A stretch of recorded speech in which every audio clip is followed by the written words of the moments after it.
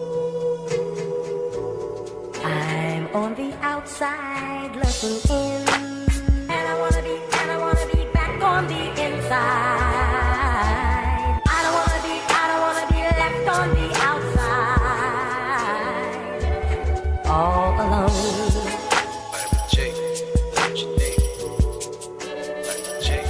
All alone.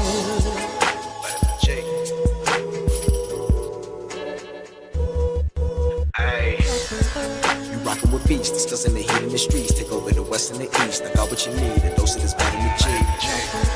You rockin' with beats, discussing the heat in the streets. Take over the west and the east. I got what you need, a dose of this vitamin G.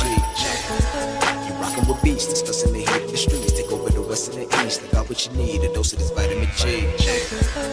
Rockin' with beats, discussing the heat in the streets. I got what you need, a dose of this vitamin G. You rockin' with beats, discussing the heat in the streets. I got what you need, a dose of this vitamin G. You rockin' with beats, discussing the heat in the streets. Take over the west and the east. I got what you need, a dose of this vitamin G. Vitamin G. Vitamin G. Got what you need. I'm on the outside looking in, and I wanna be back on the inside. I don't wanna be left on the outside, all alone. Vitamin G. Got what you need. Vitamin G. Got what you need. All alone. Vitamin G. Discussing that heat in the street. Hey, we got just what you need on Vitamin G. You rockin' with beats, discussing the heat in the streets. Take over the west and the east. I got what you need, a dose of this vitamin G. You rockin' with beats, discussing the heat in the streets. Take over the west and the east. I got what you need, a dose of this vitamin G. You rockin' with beats, discussing the heat in the streets. Take over the west and the east. I got what you need, a dose of this vitamin G. Rockin' with beats, discussing the heat in the streets. I got what you need, a dose of this vitamin G. You rockin' with beats, discussing the heat in the streets. Got what you need, a dose of this vitamin G. You rockin' with beats, discussing the heat in the streets. Take over the west and the east. I got what you need, a dose of this vitamin G. Vitamin G.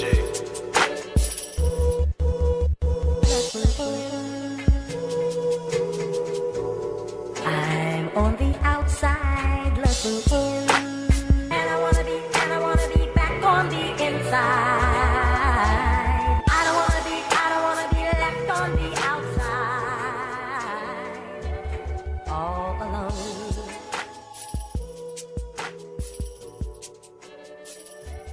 All alone.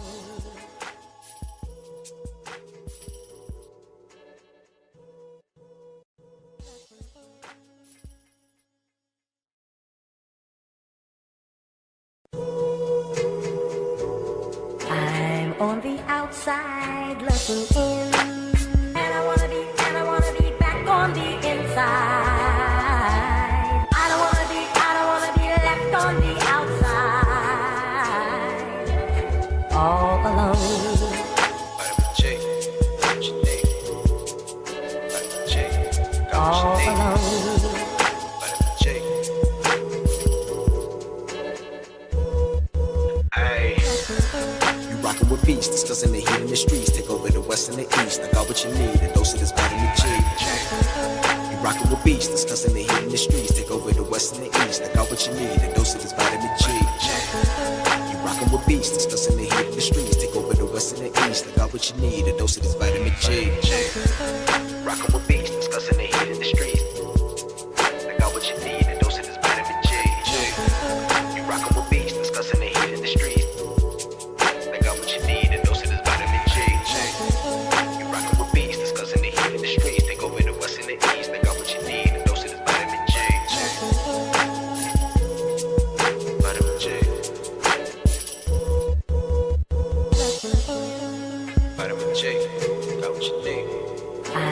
I'm on the outside looking in, and I wanna be back on the inside.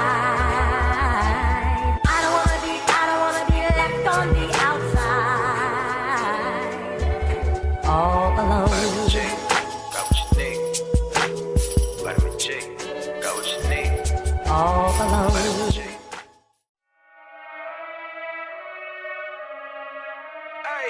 Final round. I already know how I'm coming, man.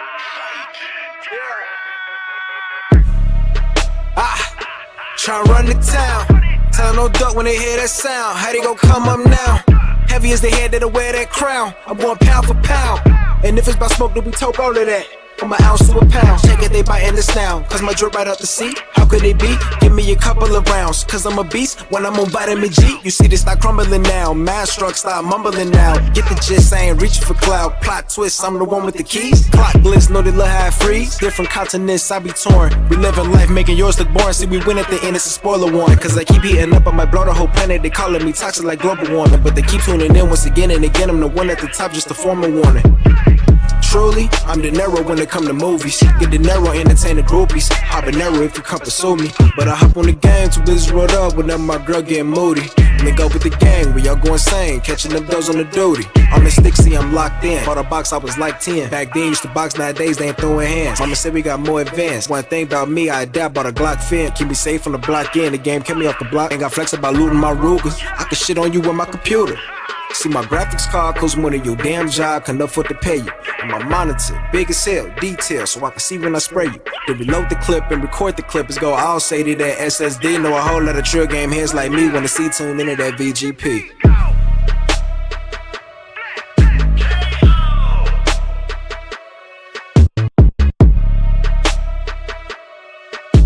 Take over the west and the east, and we got just what you need on vitamin G.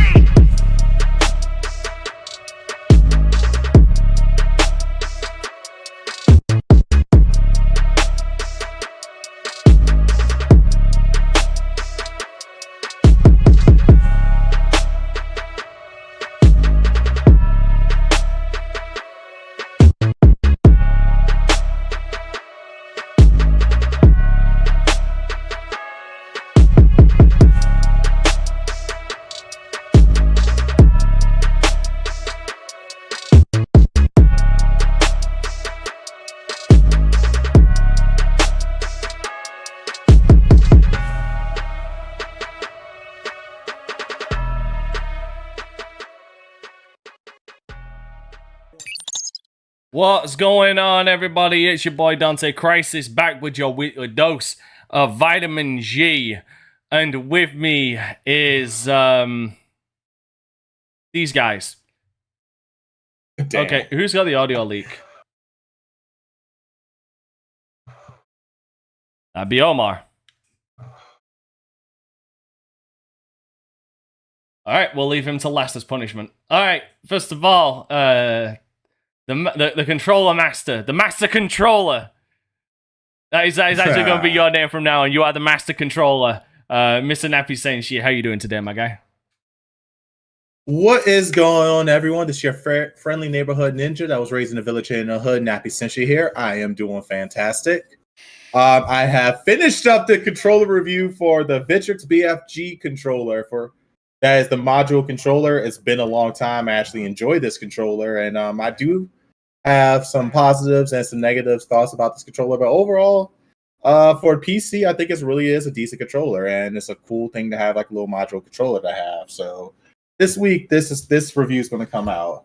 Also, because I'm being sent random crap every day or every other day, 8BitDo, I got this controller now. So this is not the ultimate edition of this 8BitDo controller. This is the PC version of it with the charging dock and everything that for some reason doesn't get a lot of love compared to the ultimate controller. So I kind of understand why, but I got to review this now.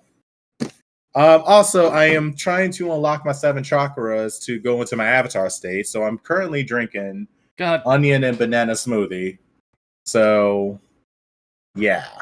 And also, I've been playing some video games. Me and my friends, we've been playing another fun local co-op game local fighting game called Screaming Chickens. If you guys know the game Gang Beasts, and it's like Gang Beasts mixed with Bomberman. It's actually a lot of fun. So, and that's pretty much it as far as becoming the gaming and unlocking my chakra, locking my 7 chakras with this. It's actually bad aftertaste, but it's all right to drink. All right, well, you do you, son. You can drink that all you want. You can have all of it for all I fucking care. All right, and next is you know what? The man in the super suit with the giant X on the chest, Mr. Captain Xbox himself, Jubei Sensei. What have you been up to, my guy? Can you guys hear me? I can hear something. It sounds like a wind tunnel with a jackass stuck inside it. Oh, sounds off. Anyways, not much. I played some Street Fighter beta. Bought Mortal Kombat. Yeah, good weekend. Nothing too crazy to report on that end. Good. Boring is how we like it here at the VGP. Because then it means nobody's having issues. Alright, next is oh man. I'm trying to think of one, and the only thing I can think of is the man who will be leading the franchise, the next great Nintendo franchise called The Legend of Zero. Mr. Zero.exe, how are you doing today, my guy? I mean, that makes about sense. You know, I share a name with one of the greatest Nintendo presidents there are. So, like, me as a leader, yeah, that should be it. But I'm good, man. Absolutely wonderful. Of course, got my Zelda Tears of the Kingdom, so I've been playing the absolute hell out of it, loving every second. It's absolutely wonderful. But I didn't get an opportunity to play because it came out for PlayStation. The game Humanity looked very interesting. I'm assuming it's like Lemmings. For all of you people over 35, remember Lemmings? Like, an awesome little game. I think made by Rockstar or Blizzard, one of those two. But that's pretty much all I've been playing. Outside of that, spent my entire weekend getting ready for the greatness that is Fast 10. Come tomorrow, I will be seeing it. So I watched all 1 through 9 this past weekend. What an amazing experience! Probably one of my favorite movie series ever. I can't wait for tomorrow. Now, do you own all 9, or are they like in one particular streaming service, or is it like They happen to all be except for 9, which is on HBO Max. They all happen to be on demand. Literally On demand what? What On demand Xfinity. Sorry, yeah, Xfinity. Oh. Xfinity on demand. So literally 1 through 8 Interesting. is all through there. No, I will buy them all when the series is complete. Yeah, same here. Yeah, and then I'll get that. I skipped Hobbs and Shaw. There's no need to watch that. But you know, if you want good dumb action, I don't think you can really get better than the Fast and Furious series. Absolutely a wonderful time. I will report that next Monday to let you know how Fast 10 was. All right. By the way, guys, just an important notice I just put through on Twitter in the Twitter feed. So take a moment just to browse at that. No need to say anything about it. Just to keep it in mind. All right. Next will be the man who somehow finds his way out of his fucking tomb, awakens like a sleeping giant to try and teach all his young people the good side of business. Mr. Farrah Bazaar, what have you been up to, my guy? I have been playing a couple games. Been playing Gang Beasts this weekend with the kids. I think I said I finished Hi-Fi Rush last episode. So now I'm just gonna focus on Ishin this week and try to finish that up. And yeah, I think that's about it. Been playing Madden as usual. And yeah, it's about my normal. All right, and next for the intros is the PlayStation plushie himself, Mr. Omar. What have you been up to, my guy? People, so quite a few actually. I finished Jedi Survivor on the hardest difficulty. Congrats. As a non Star Wars fan, the improvement that they made with Part 2 over Part 1 is astonishing. I didn't experience a lot of the technical difficulties that others experienced, so my impression of the game were for the most part positive. The only thing that's negative is the map. It's like it's horrible, but that's from part 1, so there is nothing we can do about that. Also, one of my quests glitched where I can't get the BB hollow map where I can see the essence. So that's the only thing that's preventing me from platinum the game. Because it's a lot of busy work if you want to go for the platinum. So after that, I played a game called, it's a discounted Tear of the Kingdom called Chia. Music is amazing. Game, on the other hand, left a lot for it to be desired. The story start off well, and at the end, you're like, nothing what happened made sense. It felt rushed. It felt like this needed to be a part 2, and a lot of it's taken over by rhythm game, which I'm like, it's not needed for the moment that it proceeds itself. So that also got shit ton, and I mean shit ton of collectible if you wanna get the platinum. So that's another thing that's rough to do. And I started a game called Yakuza 0. It's my very first time ever playing a Yakuza game, and so far I'm genuinely impressed. I'm not a fan of the different type of cutscene where it's less cutscene but it's with talk, with voice acting, but you can't skip it. So I'm like, why? The other thing which I find horrible is the out of nowhere side quest. I'm like, give me a place where the side quest is going to be, and I will do it. I have no issue doing them. But when you're running around and you're not gonna get the same side quest that you got before, I'm like, come on. Cause I wanna do the side quest wrong. So I see the hilarious lines. Cause it got some hilarious lines in this game. And the other thing would be, why is there no lock on? Yes, there is lock on 1v1, but you need to hold a button for that. So I'm not sure if they got behind the 8 ball when it comes to this, because it's my first installment in the franchise. So I'm hoping part 1, Yakuza 1 will be better, but the story is very interesting and the voice acting is top notch. Okay, So so far, it's, first of all, sorry, go ahead. Zero is not the first installment in the series. Chronological order when it comes to Chronologically, story-wise. but it doesn't that has no impact on like how it works as a game though. So I should expect the other one to be the same then. You should expect Kiwami 2 to be relatively the same, because that's as far as I wish Kofi was here. Oh, speaking of Improvement. as far as like structure wise, as far as side quests, that's that's basically the entire series. They never change that. Like that, because it's like real life. Like you walk down the street, like you might see one thing, but it's not going to happen. But as far as lock on, there is actually a lock on to my remembrance.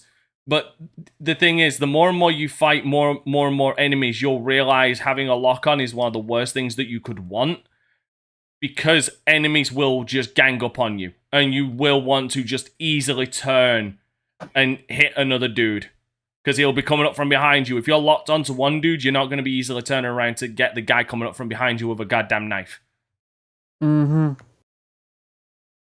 Gotcha on that end. But yeah, no, the story is great in Yakuza 0.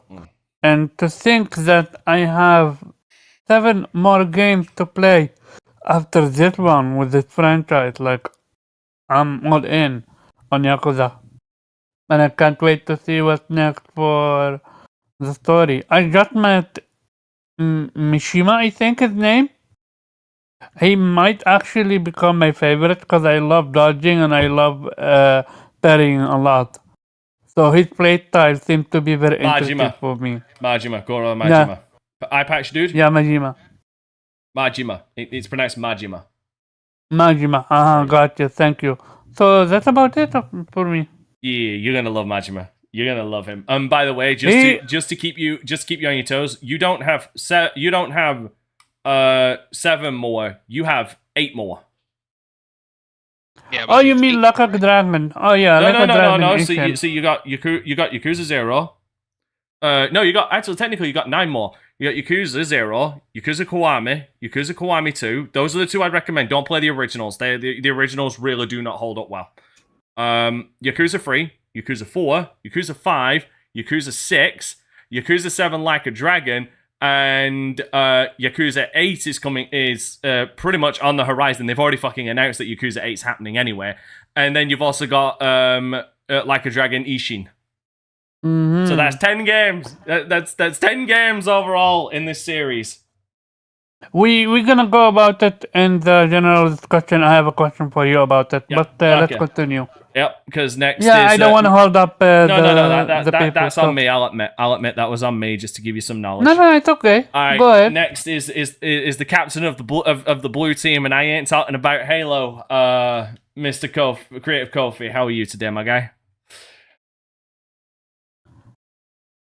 Wait, is Kofi genuinely the captain? Because he's mailed.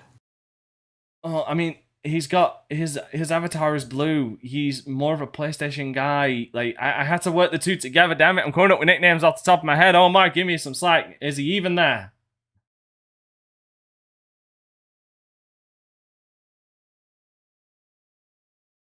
I can see he deafened himself, so I'm going to assume he's having audio problems. All right, well then I'll give my intro then. All right, what's up, everyone? Oh fuck me, god damn it! Fine, Kofi, go.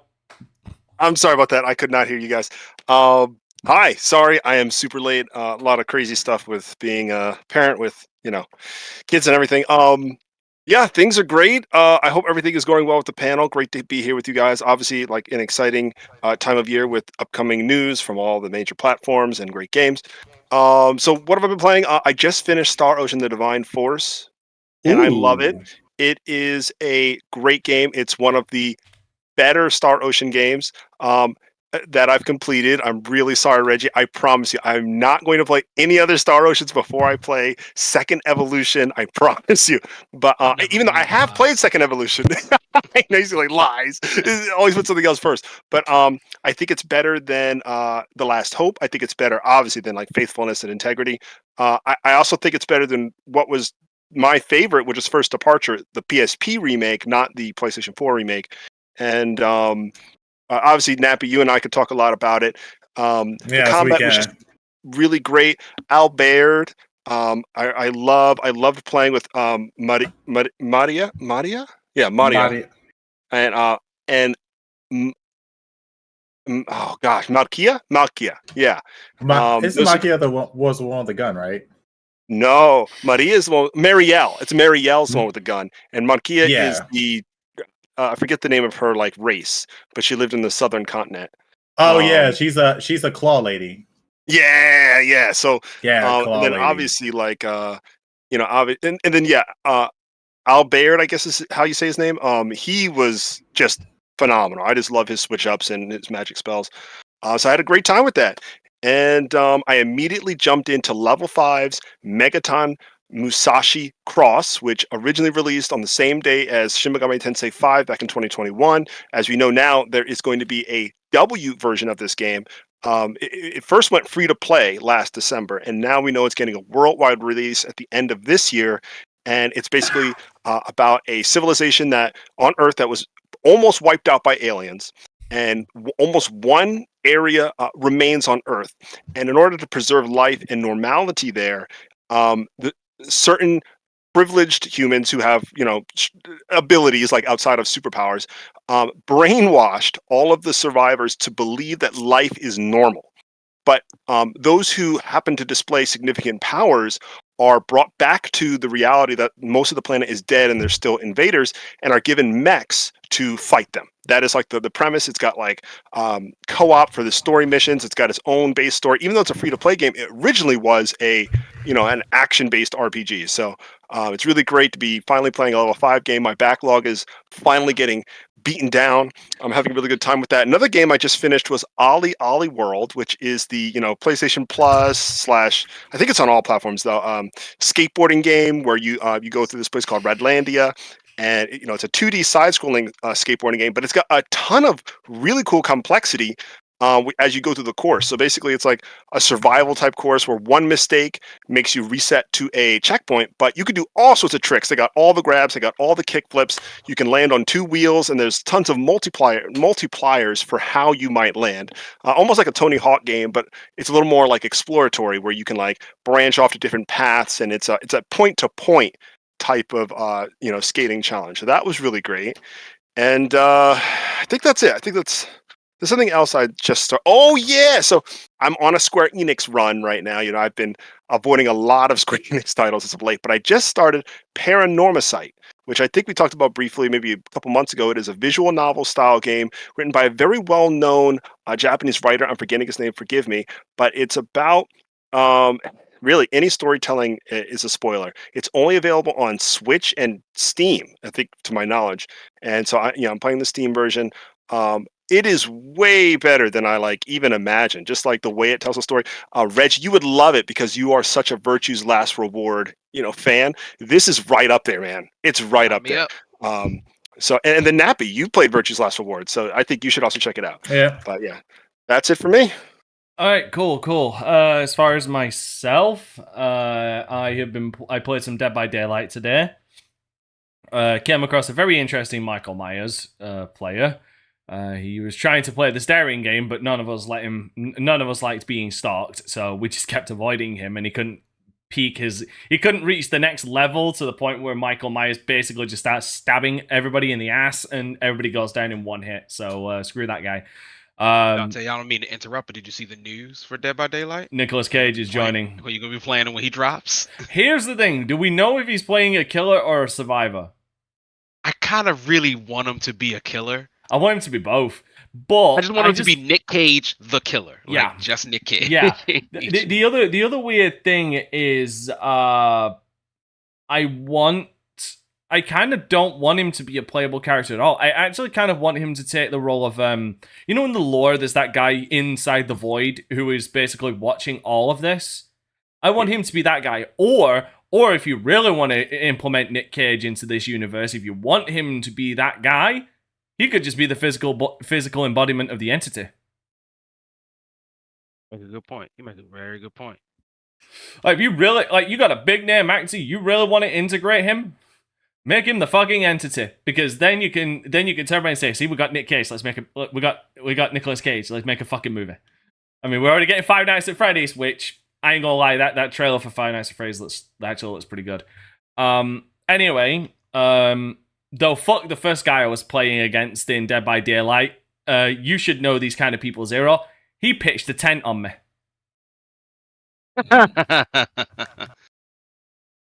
Yep, he hooked me. Very first hook. Did not fucking leave. That motherfucker pitched a tent, started the campfire, everything. Just would not fuck off. Nobody could come and get me. I was dead to rights. The worst part is my teammates didn't take advantage and start working on generators while I was dying. So screw them too. Other than that, played and completed Final Fight 2, which was a lot of fun. I will be starting a new game next week, which is also going to be fun. Another co-op game. More Saints Row 4, which I swear to God, the more and more we play that game and we break in the simulation, the more and more that game's actually breaking. And, oh yeah, I'm starting Resident Evil 5 on Professional this week as well. Ooh, you're playing by yourself? Yeah, Or you're playing with love a the partner? Oh, that's a. Co-op. Oh, I thought Tex. Never mind. Listen. I am willing to do a lot of things.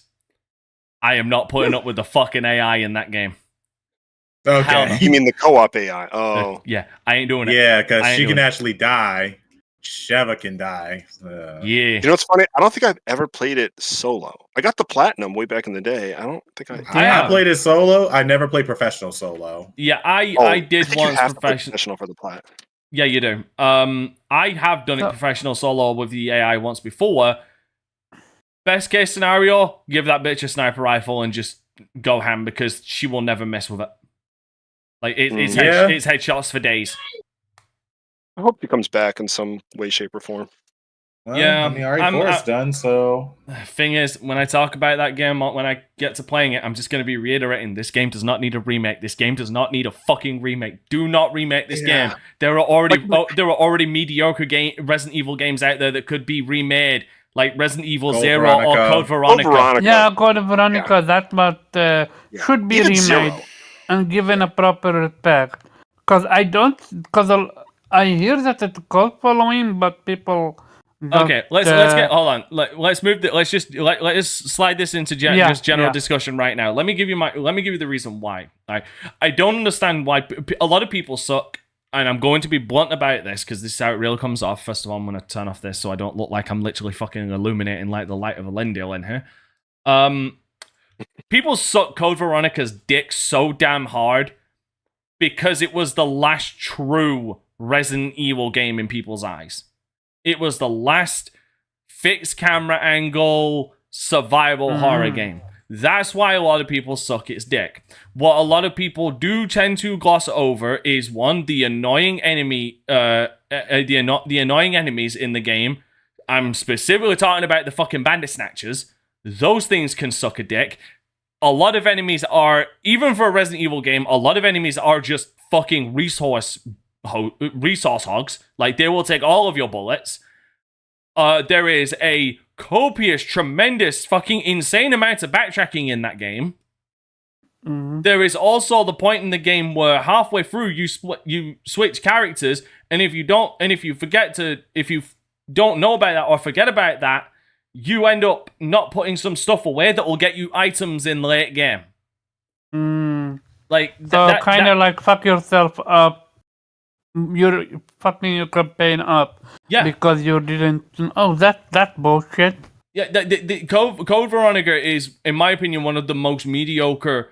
It lands right there as the king of mediocre when it comes to Resident Evil games.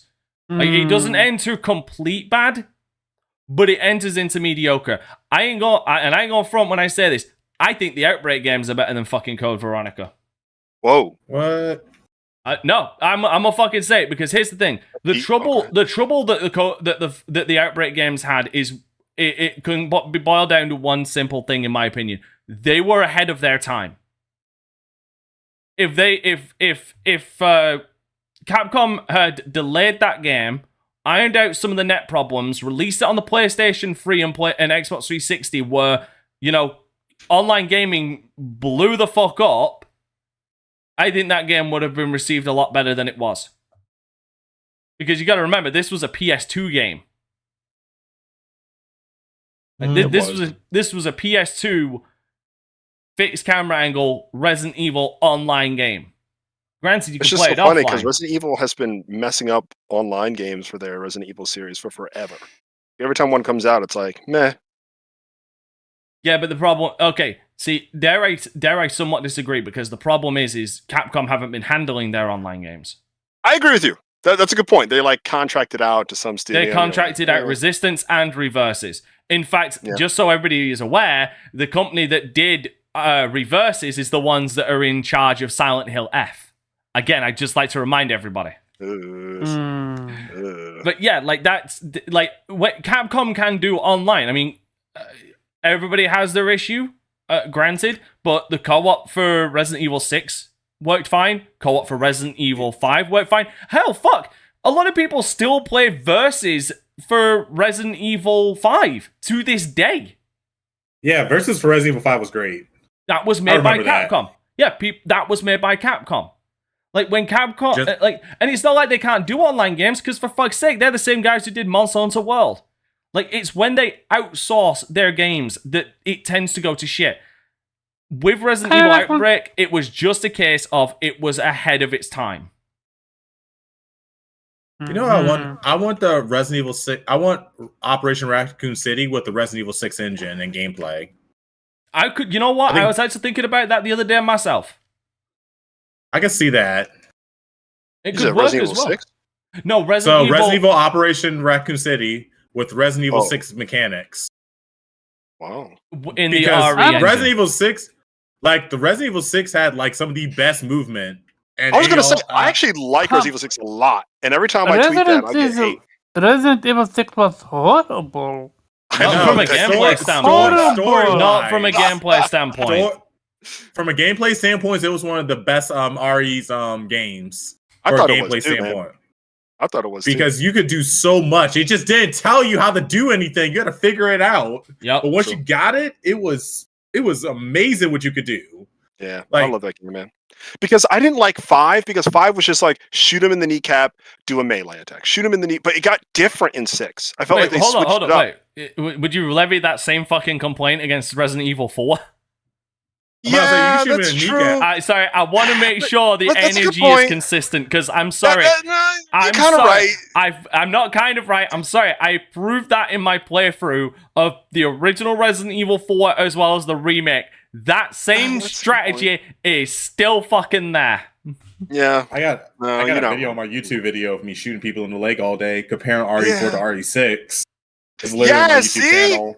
Exactly. That's why I always thought 6 was good, but I know the story was something, so I just keep quiet. It was something, all right. I remember 5 having I know 5, the premise of 5, evil jail, or rather a controlled jail, was something attractive, because 6 had a horrible story. I want to say it's horrible. It was just. I thought it was decent. It was mismanaged. It was very mismanaged. They did too much. They tried. To It was do too much much ambition. There were like 3 campaigns and all this. If you were to look at the bullet points, of like the plot to Resident Evil 6, it sounds intriguing on paper. Execution was wrong, and there were a couple of things they could have done to fix it. Which, honestly, one of the things that they did bring out later with Revelations 2, that they could have done with 6, which I do believe was originally an idea for 6, was one of the main antagonists was supposed to be Alex Wesker. Right. Wait a minute. And then they put her in Revelations 2. Wait. Alex Wesker? Yeah. She's one of the Wesker children. Well, which one was in Resident Evil 6 as the main character of his children? No, that wasn't. No, like from what I've heard, the original idea was that Alex Wesker was like they had concepts of one of the Wesker children being the antagonist of 6. As opposed to a protagonist, right? Yes. Well, you gotta remember. Okay, so all right. Nerd caps on. Well, you know what I'm confused. Okay, go ahead. Nerd caps on. All right. So the Wesker children, Kofi, are not children of Albert Wesker. The Wesker children are children that were created using the progenitor virus that was shown in Resident Evil 5, and one of them was Albert Wesker. Now, a lot of the other children had died, but a couple did survive. One of the most prolific being Albert Wesker, the other being his sister, Alex Wesker. Jake Mueller from 6 is Wesker's biological son. Okay, yes. But that's where I was confused on what you were referring to. But now he does deserve a proper story, though.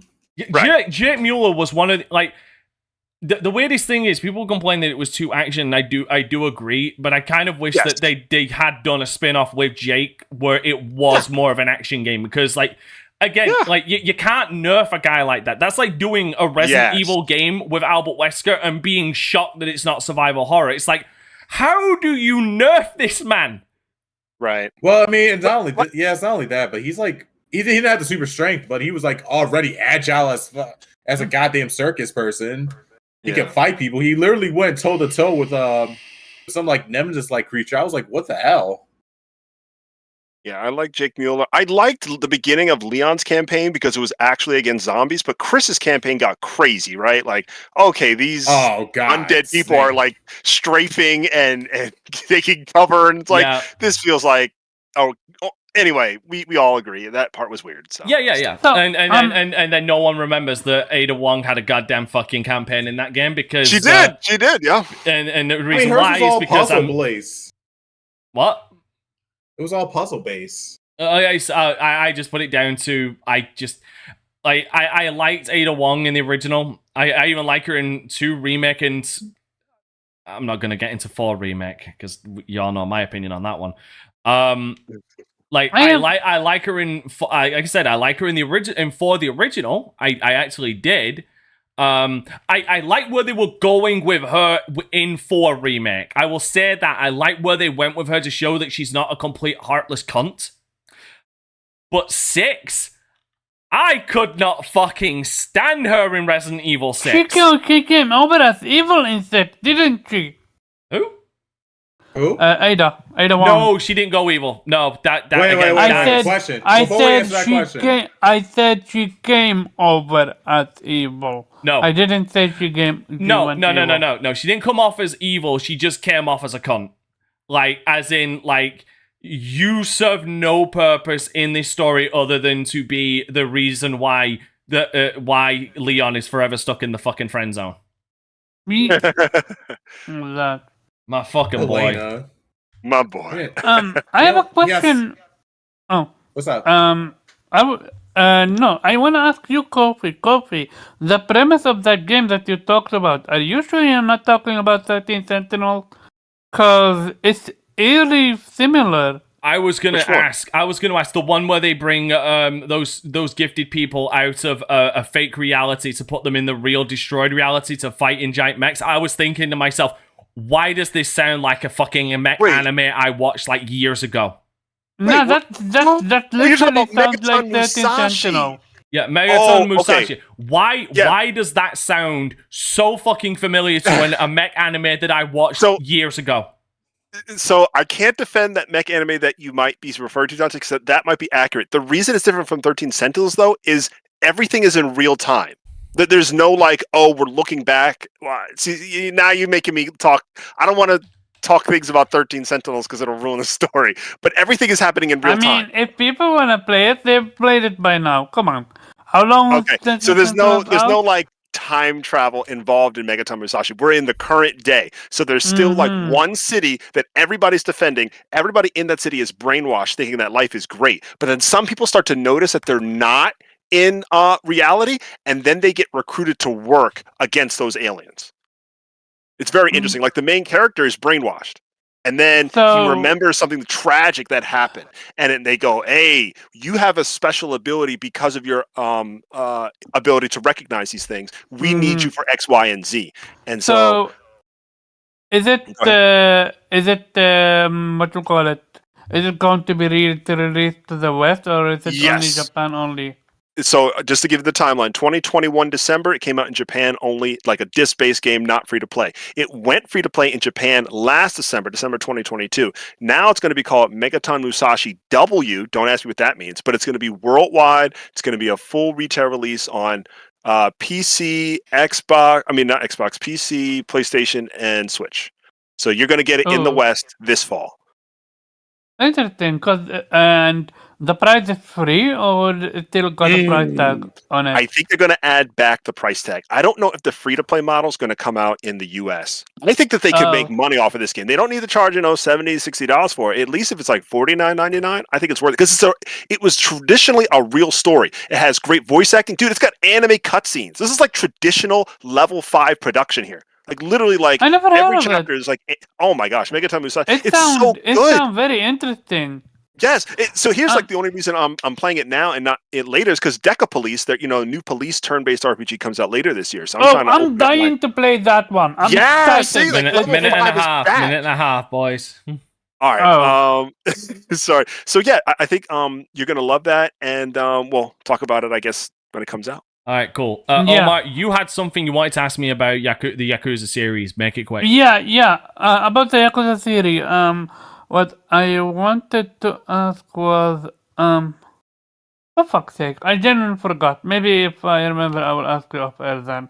All I right. genuinely forgot. But yeah, just to give you an idea, like you do you want when you talk about Yakuza games that you want to play, do you mean ones that are like mainline stories? I remember what I right. I remember what I wanted to ask. Go ahead. Because like if you count in certain spin-offs that are like in the same universe or like certain spin-offs, like again you got 0, Kiwami, Kiwami 2, 3, 4, 5, 6, The Song of Life, and the spin-offs to those is Yakuza Dead Souls, which is really fun by the way. Like a Dragon Ishin, so that's 9 games already. And that's the Kiryu saga. There might be another one. Then you've got the new saga that's happening with Like a Dragon, and that would be 10 games overall. Now, if you want to count spin-offs in the same universe, there is still Judgment and Lost Judgment. So overall, there is 12 games. Including the spin-off Like a Dragon Gaiden, The Man Who Erased His Name, that's coming out, or already out, and Like a Dragon 8 that's coming out soon as well. And also Like a Dragon Tenzan, right? That's the other samurai game that never got localized, I think. So also there's a side little spin-off as well called Streets of Kamurocho that you should absolutely play. Yo, I have that game, dude, when it was free on Steam. Yeah, it's basically Sega basically said, what if we took Streets of Rage, Facts, put it in Yakuza, and then made people fight through the streets of Kamurocho? You get perfection. I want to not miss out on. I want to get the full story. So, because the lore for Yakuza is very interesting, and I'm genuinely surprised. Not surprised. The only reason I missed out on this game because I didn't have any money. Now I'm playing it via PlayStation Premium. Because I'm game share with someone again.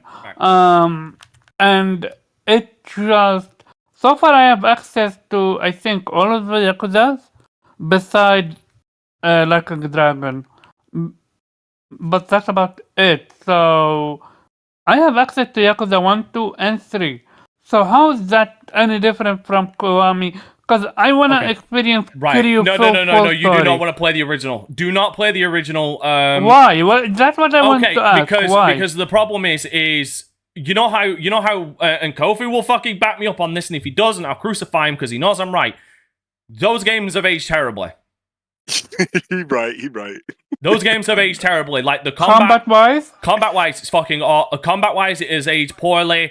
Graphics wise, it's aged poorly.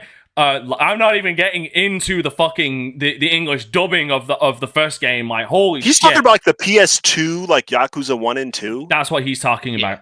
Oh yeah, Omar. Nah, I'm playing Japanese dub, so I don't care about English. No. That's no. They localized the original Yakuza to have English dubs. Like that, but Mark Hamill plays Goro Majima and doesn't even fucking remember he played him. That's how bad that game is. Damn. But my point is, Kiwami 1 and 2 are basically a 1-to-1 retelling, including more stories. Like if you it is the superior version. It is the definitive way to play Yakuza 1 because it also uses the Yakuza 0 fighting as well. It uses the same engine. Okay, so I'm not missing out story-wise. You're gaining more by playing Kiwami. You're gaining more. Okay, got you. Because that's what I want to miss out. No, you will not miss out on anything. You will just gain from playing Kiwami. Mm-hmm. And the others, that's about it, I think. All right. Well, now that we're all done, I would say we had fun having our little topics. I'm glad. So let's move on to our first topic of today. This is a late edition, boys. You guys don't know about this because Nappy just wants to vent about this. So hey, Nappy, the fuck's going on with Overwatch under delivering? So recently, Overwatch, the team Blizzard, Activision, those fuckers decided, like, you know what? Remember that PvE, the whole thing, the reason why Overwatch 2 was supposed to be a thing? Yeah, apparently it's too hard to make a PvE mode for Overwatch 2, so we decided to cancel it. Now I'm just sitting here mad as fuck because you basically forced me to update Overwatch 1 to Overwatch 2, and I'm not even getting the PvE part. I want Overwatch 1 back. Fuck you. You lied to me. I can't even get my Overwatch 1 copy back. It's like, it's one thing to release a bad product. It's another thing to just quit. Like, I can talk as much shit as I want about Anthem. At least Anthem release. I can talk all the shit about Forspoken. At least Forspoken release. I can talk all the shit about all these other games. But what's worse than failing is quitting in my eyes. And they just straight up said, fuck it. Well, it's okay, because you guys at least still have Overwatch 2 PvP, which I already have with the original Overwatch. Yeah, which is no fucking different from the original Overwatch. Like, you've added nothing that justifies it having that 2 next to its name. Yeah, I almost want to like make it like a class action lawsuit because I feel cheated. I feel lied to. Even my 40. I want my I spent $40 on Overwatch 1, and I don't even have access to that anymore. Mm-hmm.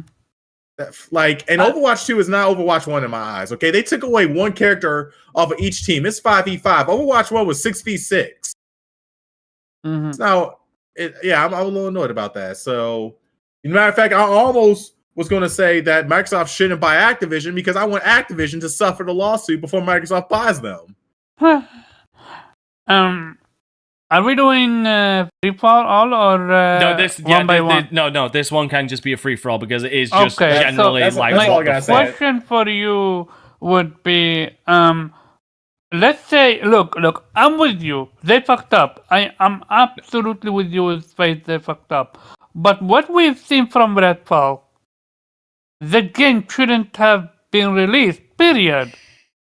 So let's say. Overwatch 2 single player game wasn't working. Is it not better to quit and not release an unfinished product that it's not gonna be well? So Omar, let me hold on. That was my question. Sure, go ahead. Sorry. So the thing about it is that like the whole purpose of Overwatch 2, the whole selling point, all of the advertisement was I'm aware. PvE. It's because of the PvE. I'm fully aware of that. So they rushed the multiplayer game out and changed it and stuff like that, and they canceled the single player. But let's say the single player was a broken myth. Would you still have wanted it to be out? I'm genuinely curious. No, I wanted to come out as a complete product, but at the same time, like I don't want them to quit either. I'd rather have an incomplete product now, having work on it down the line, at least, than just straight up quitting. I'd rather for it to exist than not to exist. Because also, Omar, one thing you're forgetting to take into consideration as well, everybody who owned Overwatch was forced to upgrade to Overwatch 2. We didn't get a choice. Yeah, we didn't even get the option. We don't even get to play Overwatch 1 anymore. Like, I can't revert my Overwatch 2. Yeah, I know. I remember that Overwatch 1 that pissed off a lot of people as well. Went off air. No, dude, they didn't go off air. That's what they killed them. They killed it. No, that's the thing. Like you're kind of misnomering all of this. Like Overwatch 1, we were playing Overwatch 1 on Monday. Tuesday, it's now suddenly miraculously Overwatch 2. That's literally what happened. Oh, okay. Yeah, so they forced us to change. Oh, okay. They didn't kill the servers, they just changed it all over to Overwatch 2. Okay. Yeah, to be fair, they never kept it separate. Yeah, they did PvE mode, so I'm not even convinced that they couldn't pull it off. They just seemed to stop for some reason. Because every PvE So mode what they had happened, was do you pretty think? solid. Because what do you think happened that put them to such level of I have a shitness theory. where they're like, I have a theory Go on ahead. this. I have go a theory. ahead. Go ahead. I think they have it all planned out. Like they're looking like, because like again, this is the same company that fucking cancelled StarCraft Nova. because it apparently didn't, it wasn't up to their standards that they wanted to release it. This is a company that has cancelled multiple games because it didn't reach their thing. I genuinely think the business practice and thought process over there at Activision Blizzard has been taken over by the fuckwits over at Activision. So Blizzard is now basically just Activision Light at this point, and I'm not even going to give them. I wouldn't know. You know what? They're the Coke Zero of Activision right now. They've got it all boarded out. They've got pricing, like they've got fucking everything down. And as soon as they saw how many zeros that was on that fucking bill, and knowing that they promised this, and knowing that they can't just suddenly charge us for it, considering, they already switched everybody over to Overwatch 2, they scrapped it. This came down to a case of money, because ain't no goddamn way in hell, ain't no fucking way in hell was the Overwatch community going to allow them to fucking charge them for Overwatch 2 PvE. They were not going to allow it. Like they swallowed a lot of shit. Like, and they're responsible for a lot of shit. Like, let's not, like, I'm not gonna say they're all saints because they allowed fucking loot boxes to happen. Like that's on that community. Did. That's on that community. Yeah, but that community did bought all the loot boxes. But that same community isn't going to stand there after buying all those loot boxes and then getting fucked over from Overwatch 1 to Overwatch 2, being promised PvE, only to then be told, okay, now now we're gonna charge you an extra $30 fucking for it. That community, there is no fucking way they were gonna stand for it, and and Blizzard knows that. Blizzard knows that, so they scrapped it. That's my theory. So what you're telling me is your theory is that they wanted to charge you for Overwatch 2 single player, but they knew the consumer base wanted that shit to be free because it makes only sense. It's the only yeah, because like I said, Blizzard do not. If there is one thing that I will turn around and give Blizzard something, they do not go halfway with costs. When they know there is money to be made back on a goddamn property, they do not go halfway for costs. Just look at the price of. Just look at how much fucking StarCraft 2 cost them. All right, why are we talking about this trash game? Why the fuck are we talking about Overwatch 2? It's a topic. You know why? Because it's a topic, and me and Nappy wanted to talk about it. So yeah. I'm very upset. Okay. So that I gotta reminisce about the good times. The good times. So yeah, like that is why I believe that they looked at it and realized we're not going to make our money back if we loot boxes are already fucking dying. Yeah, they seem to be dying. They're all but fucking dead at this point in a lot of games. Overwatch is literally the only holdout, and I don't think they're making a lot of money off of those now. They're like, there is no way we'd make the money back on this. There's absolutely no fucking way in hell. So we'd have to charge them, but we're not going to be able to because they ain't going to fucking accept it. Yeah. So they showed this, they shot themselves in the foot with this one. How are they gonna justify it? Because their fan base are not happy. I read some of the comments. Nobody's happy. They're mad. They're mad. They're like, you're not gonna talk about the game development. What happened to the money that you made with Overwatch 1? Like, nah, they're not letting it happen to happen to them. Which I'm very happy with that consumers are actually standing up to their right, and I'm curious what's gonna happen with everything. Yeah. A class action lawsuit. Everyone who bought a copy of Overwatch 1. Can they be sued? Maybe, possibly because we lost access to 1. Maybe. Yeah, and you know what game didn't cancel content? You need to look at I don't care because I know you're gonna give a smart ass answer that no one here is gonna give a shit about. We need to look that's fine. It's Paladins, by the way. Suck my dick.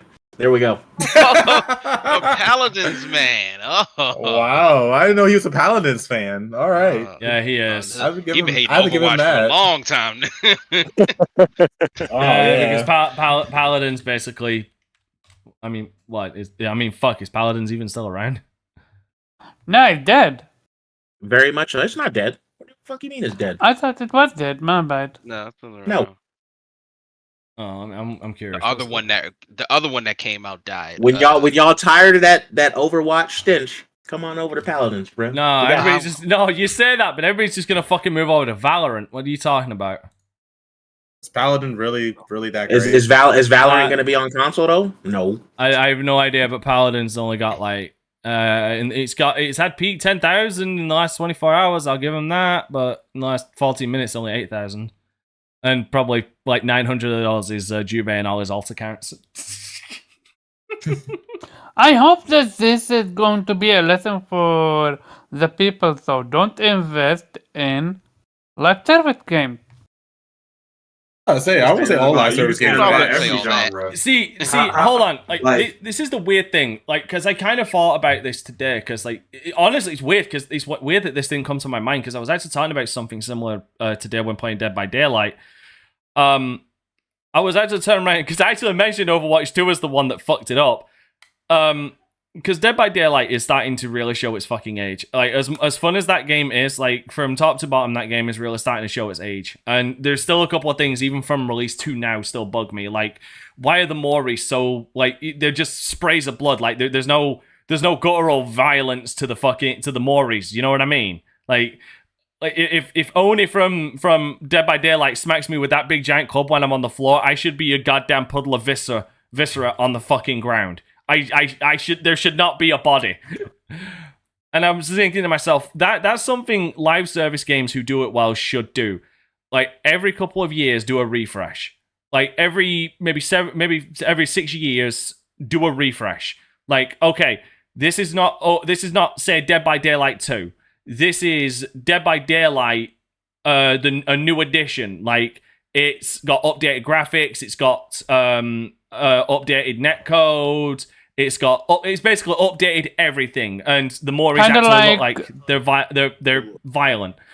But Kind of like like what Fortnite did. Fortnite. I mean, they added more Fortnite never content. stopped you know what? being No. bad, Actually, though. yeah. You know what? Actually, yeah. Kind of like what Fortnite did when it moved from Unreal Engine 4 to Unreal Engine 5.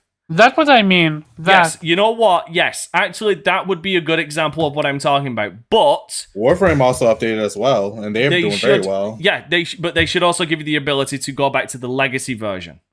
Like, okay, Like it's not Minecraft. working. Yeah, like okay, because like fucking Steam has the ability to go back on previous updates, so it's not like they couldn't do it.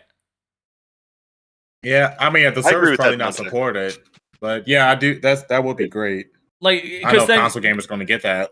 because then you can easily you can move everything over to the new game. It keeps it alive. And that to me, that's the one thing holding back live service games. Like, there are certain live service games that do it just right. Like, I'm fine with their existence. Their existence doesn't send me into a white hot rage, like a lot of others do.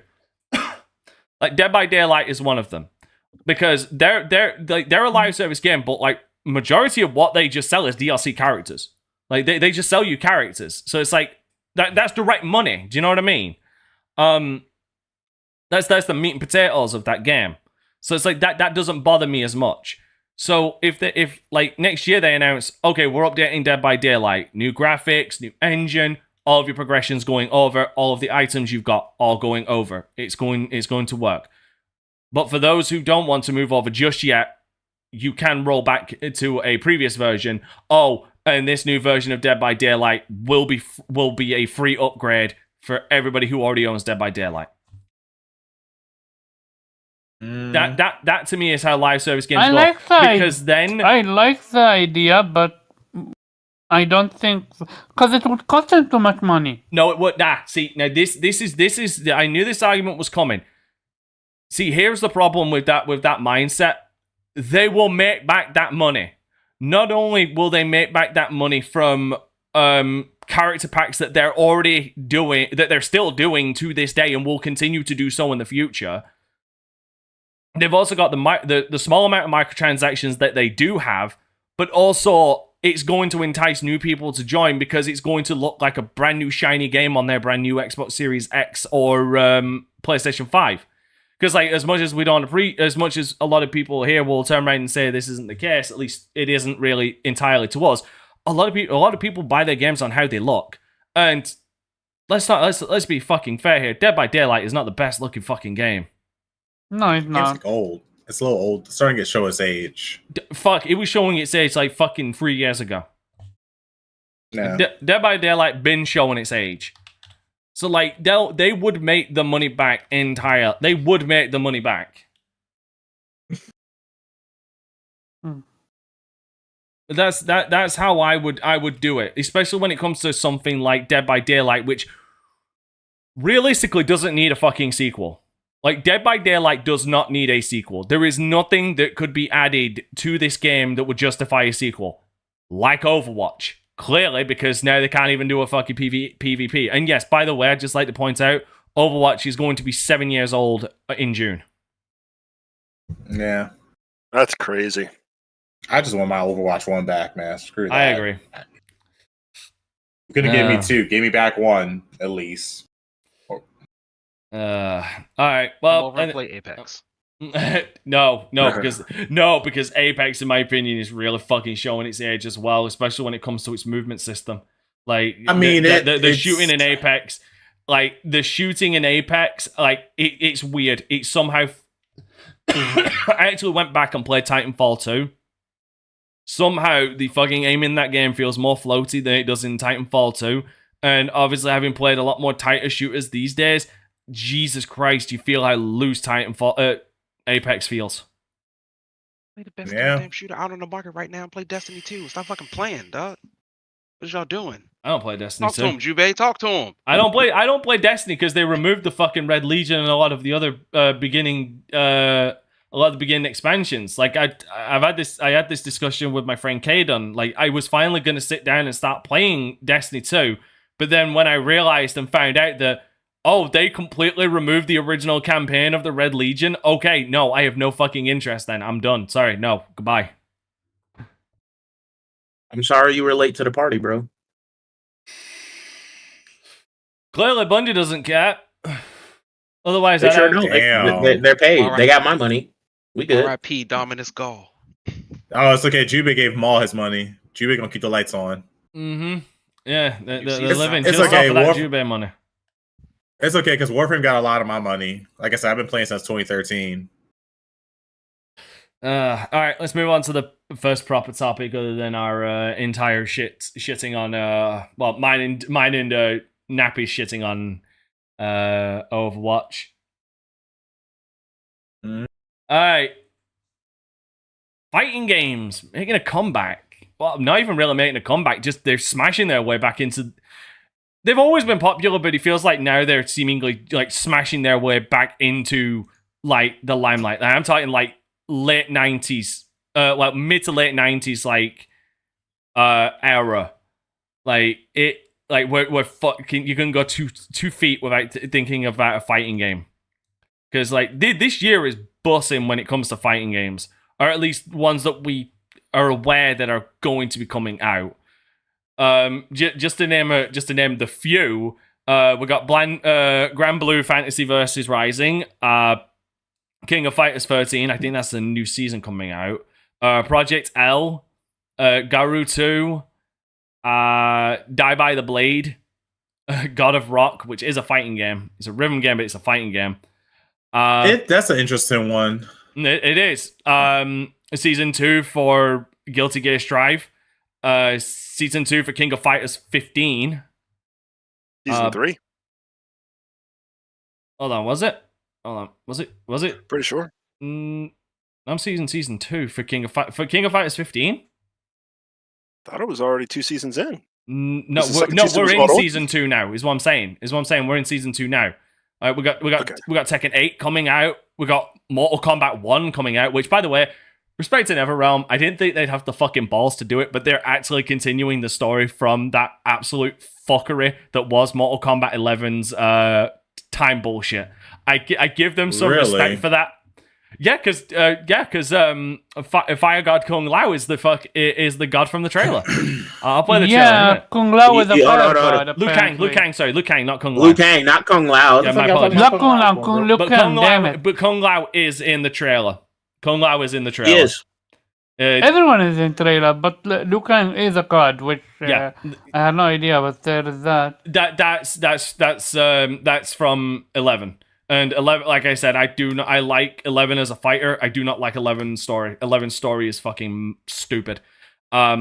Which is funny because apparently Mortal Kombat 1 will have a 100 gigabyte download. Jesus. Yay. Especially on PC. Y'all can suffer. Enjoy. I mean, hey, we got terabyte hard drives. I don't know about you. We got multi Yeah, terabyte. same. But 100 gigs on one game is a lot, especially for a game that y'all ain't gonna play. Because I know y'all ain't gonna fucking play it. I'm not fighting. Which one? I mean, Which game? Mortal Kombat. I 1. got 4.5 terabytes. I You're don't know what right. you're talking I'm not about. gonna play Mortal Kombat 1. You right. And then, I am and the then only person on obviously, this. and then I am the only person on obviously this the man is podcast that still has bought that speaking. game. The man is speaking, and then obviously to cap it all off, this crown jewel, we have Street Fighter 6 coming out as well. Like, that's a lot of fighting games in just 1 year. Like, updates for fighting games are already out. They're getting support, and like fighting games And Tekken, already right? out. Yeah, like I already Yeah, said Tekken 8. I already said Tekken 8. Oh, Like, okay. like obviously the biggest two hitters of that is like okay, as great as as big as Mortal Kombat is, like when you think of the two that go head to head, it's Tekken and Street Fighter. Like it's been Actually, like, Mortal Kombat's one of the best selling, right? I think it outsold Tekken Lifetime, like the series. Yeah, in general. apparently Yeah, it's Mortal outcalled Kombat's Tekken massive. and Yeah. yes, like, yeah, big. it's massive. But what I'm getting at is like if you look at like the fervor around it, like maybe Jubei's seen it. I don't know because he's more into. I'm surface level watching FGC. He's in the FGC. True. But like if you actually just look at like the buzz around a fighting game when it comes out, like Mortal Kombat will get that initial run, and like a lot of the FGC will be all over it, but it will die out very quickly. Like, but Tekken tends to stay around a lot longer, and it did with Tekken 7. Like there was, I think Tekken 7 was on a lot more circuits than Mortal Kombat 11 was. I think Mortal Kombat got all that story and fatality to it, while Tekken and Street Fighter got that gameplay mechanic in it. Even though Mortal Kombat keeps updating their gameplay, with the final one, before one though, 11. where they had not one but 3 different style you could play with your character with. That's It's nothing just- new. That's nothing new. They did that in Mortal Kombat X. Okay, point taken is that they, for some reason, almost like Mortal Kombat is stuck in this whole fatality and story, but it's not that known for its gameplay. I disagree. Well, I gotta you disagree. disagree? I gotta. The story in Mortal Kombat is more famous than the story in Tekken or That's Street Fighter.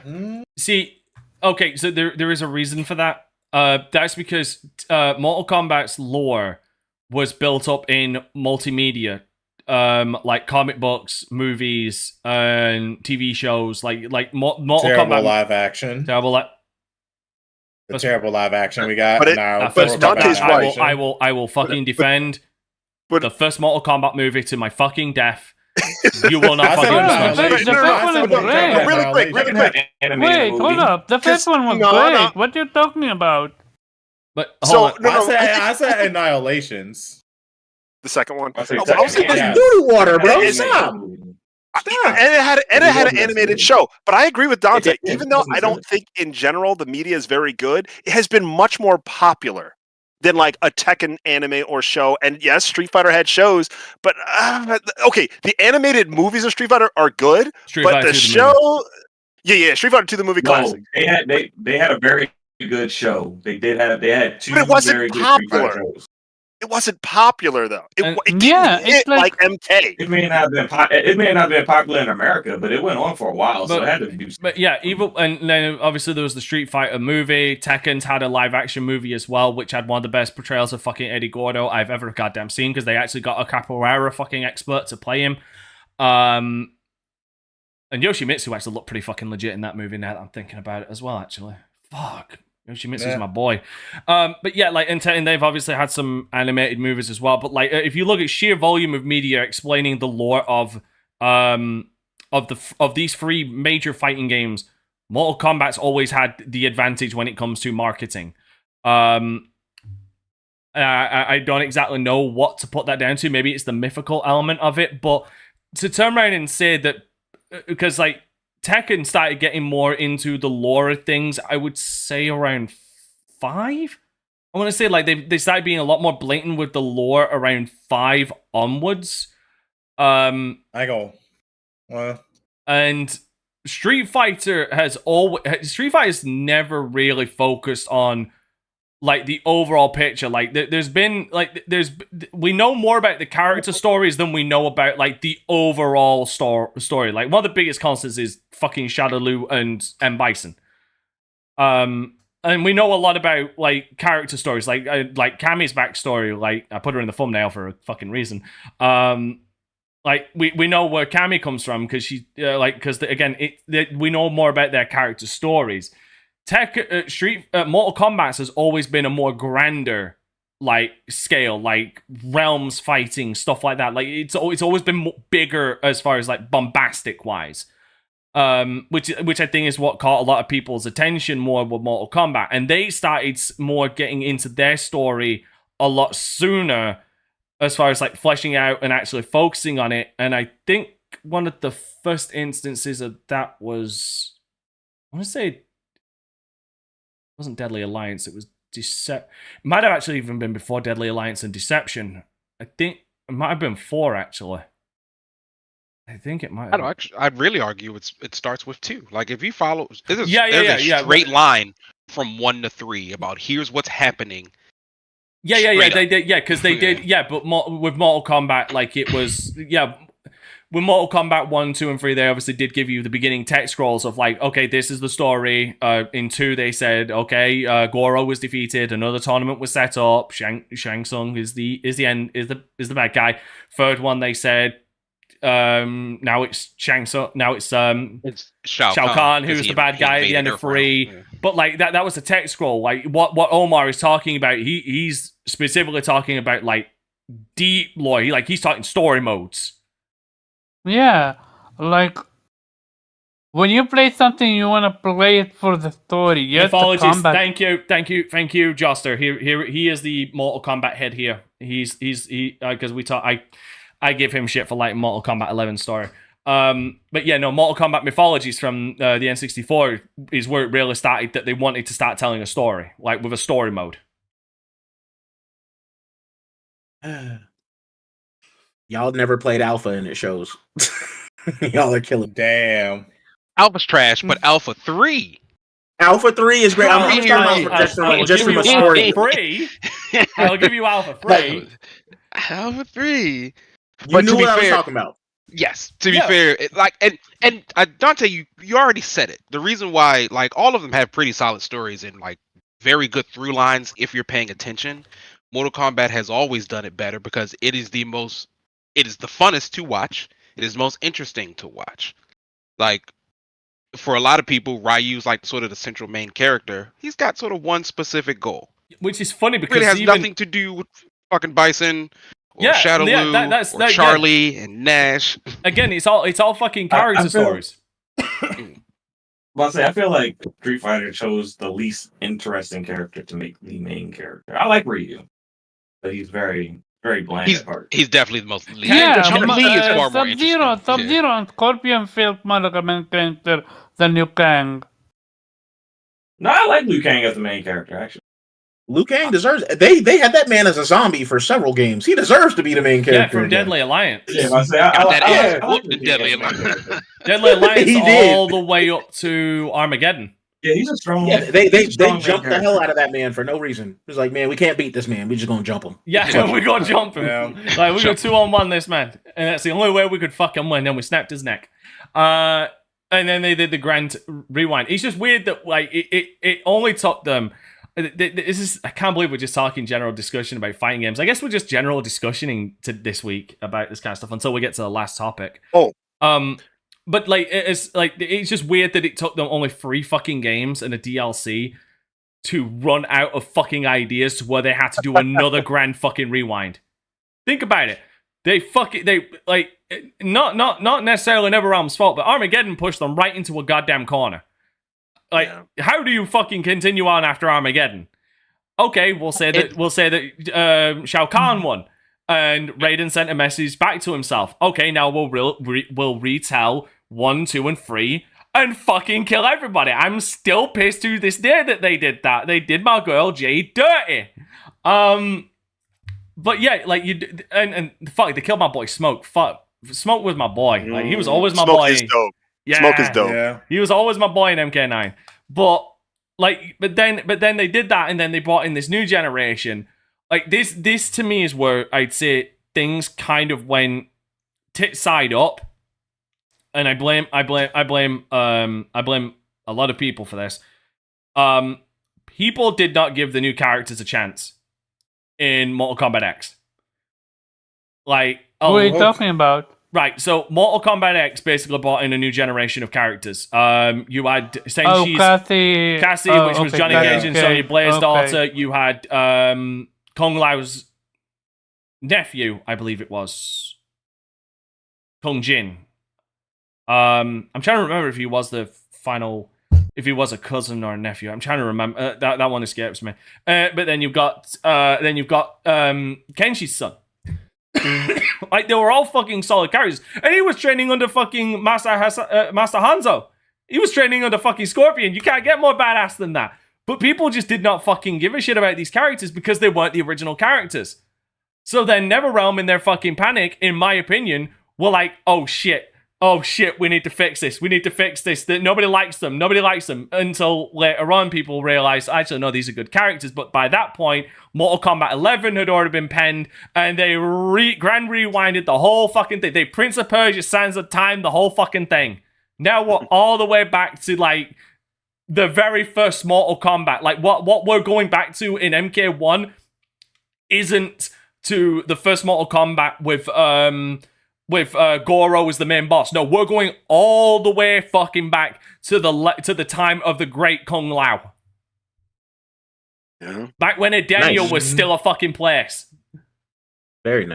I will say all the DLC that was in 11 was cool. Like, some of the characters they added, like Terminator and Rambo, and who else did they have in there? That was Predator, Oh. Alien. No, Yeah, Predator Predator. Alien was in X. Leatherface. Leatherface was in X. Whatchamacallit. All of their guest Jason's characters in there, have right? been Wasn't fantastic. Jason there? Jason was in Jason. X. And Jason's sick. He's actually, I ran him a lot in X. Jason's a listen. There is nothing more terrifying in MKX than going 3 rounds, getting to the final round. You it's the tiebreaker. The motherfucker's playing the Jason variant Unstoppable. You beat that motherfucker, and you got a sliver of health, only to realize that motherfucker has a goddamn full special meter, and you realize, oh shit, he's getting back up. Because Jason's ability in Unstoppable was that motherfucker, if he died with a full meter, would get up. And that is terrifying. Yeah, we did get RoboCop and Rambo and shit, though. We did get cool stuff. And Stallone, unlike Schwarzenegger, did actually come to voice Rambo for that game. I was gonna say, when I heard the voices, I was like, either that's AI or that's him. Like, that was crazy. That was good. Stallone. That was legit Stallone voicing him. That's awesome. No, did you see you saw the DLC for 1, right? Yep. Somebody Can't already wait.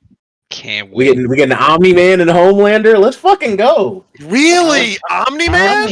And Peacemaker. And Peacemaker. As soon as I saw those 3, I'm like, yeah, this is getting That's kind of hot. Good for them to actually get Omni-Man. Weird That's crazy. fucking lot, though. What a weird fucking lot. But he ready for it, right? Because you see what he did. Which is funny because I mean, you can't put him in Injustice. Like, there's not enough blood in And Injustice. that's what they wanted. They always wanted to make their bloody injustice, and now they're getting the opportunity. Do you want to know what's really fucking weird about putting Homelander in?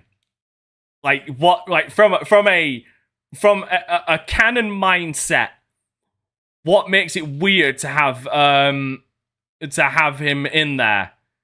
Homelander's not a trained fighter. It don't matter, bro. I want that laser beam through the head for the fatality. Yeah, I'm so already hold on. seeing So it. yeah, so DLC character pack 1. So what we're looking at is Quan Chi, Omni-Man, Ermac, Peacemaker, Takaki. Oh, Ermac. Okay. Wait, Takeda. God damn it, my reading is terrible. Oh, Takeda. Takeda, that's it. Tremor, Homelander, they're all playable.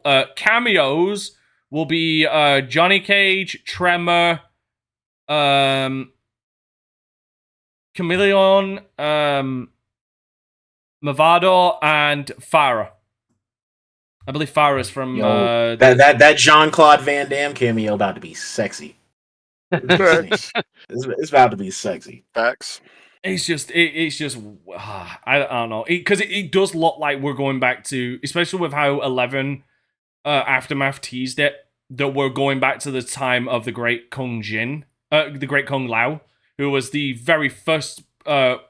He was one of the very first participants of the Mortal Kombat and actually lost against Goro. No, he beat Goro. Did he beat Goro? My God, I'm forgetting my own shit. I'm forgetting my own fucking lore right now. Fuck. Oh. Either way, it's just great. He beat Shang Tsung. He beat Shang Tsung. He beat him, and then 50 years later, he ended up getting offed by Goro. There it is. Thank you. But yeah, it's just so weird when it's just great to see the fighting game genre coming back as hot as it is. Like, I would argue to say that this is the hottest that fighting games have been since, again, I want to say the mid 90s, mid to late 90s. And I just wanted to piggyback off of that thought, Dante, because to your point, a lot of games are kind of coming back with updates that we've always wanted. For example, I'm a big fan of SNK's Samurai Showdown. And the number one thing that people complain, this came out in 2019, the number one thing people complained is no rollback netcode. And that is getting an update this year. There's apparently a new SNK game coming out. Right. And so, well, right. I think you were talking about God of Mark of the Wolves, right? So that game is coming. And then on top of what you had mentioned for King of Fighters 13, people who don't remember King of Fighters 13, that's like the last true 2D animation game. That's like the one I spent the most time on. I bought a Fight Step back in the day on PS3. That game, as Dante said, is coming back. That is going to come back with netcode. And then another game getting rollback netcode is I think it already is finished now. Guilty Gear XR'd. So Strive, is getting its Season 2 update, but XR'd is also coming back with rollback netcode. So that's really exciting. And then just last year we had, Melty Blood? That was released with rollback netcode. So people were really excited and came back in that fighting community. And then, again, I actually really like Grand Blue Fantasy Versus is coming out with a new updated version on PC and PS5, and it's going to have rollback netcode. And Rising. Yes, I'm sorry. Grand Blue Fantasy Versus Rising was supposed to be out for beta this year. It got delayed. But I love the combat system in Grand Blue Fantasy Versus. So, just a ton of things happening all around. I just can't wait for Dead or Alive to come back in some way, shape, or form, because 6 was just 6 had its problems, but it still had good core combat. So I think that's like the one game I'm missing. And shout out to Soul Calibur for actually. I know that Soul Calibur is kind of old now, 2018, I think, but the last DLC character that Soul Calibur 6 had was Hwang Sung Kyung, returning from Soul Calibur 1. And Pharaoh knows, like, that was my guy. I like Maxi too. But like Hwang Sung Kyung was my guy. And like they didn't just bring Hwang Sung Kyung back. He was like this super cool, uses magic powers, like completely like more badass character. So I was like, yo, like this is amazing. I wish I bought the DLC and the game on sale just so I could play as Hwang Sung Kyung, but I haven't spent a lot of time with it. But yeah, I hope YouTube's having an issue. Yep, there we go. We should be back. Yeah. Yep, yeah, YouTube just went down. Well, the stream went down, but it was a disconnection. That was weird. Are we back? Yeah, no, we're back. We're back now. We should be back. That was just Okay. weird. Yeah. Anyway, no. What's So- interesting? I looked into Project L. That's a fighting game based off of League of Legends. It's a tag team based game. Yeah, they've been rumors about it for quite some time now. That's their No. next step. The only way for me to make it even better is I'm waiting for Bloody Roar to make It's a not comeback. coming back. It's not coming back, bro. Oh, Rumble Roses. Give it up. He said I Rumble love- Roses. Rumble Roses. Wow. Between Bloody Roar and Battle Arena to Shinden? Battle Arena? No, no. No, Ooh. no. I mean, if we're gonna talk about Bloody Roar, just give me Altered, like there's Altered so Beast. much. Oh no, Yeah. not Altered Beast. You know, The- again, Fighting wait, Vipers? Again, Fighting Vipers. That's it. No, you want another game Yeah. that I really want? Again, here's the thing: we're talking about all of this, and we usually because we've even bought this up before. I bought it up before. I just need Xbox to announce a new fucking Killer Instinct. They do. Yeah, I mean, and they do. we heard what They Phil have said. the IP. They need Right. to work on it.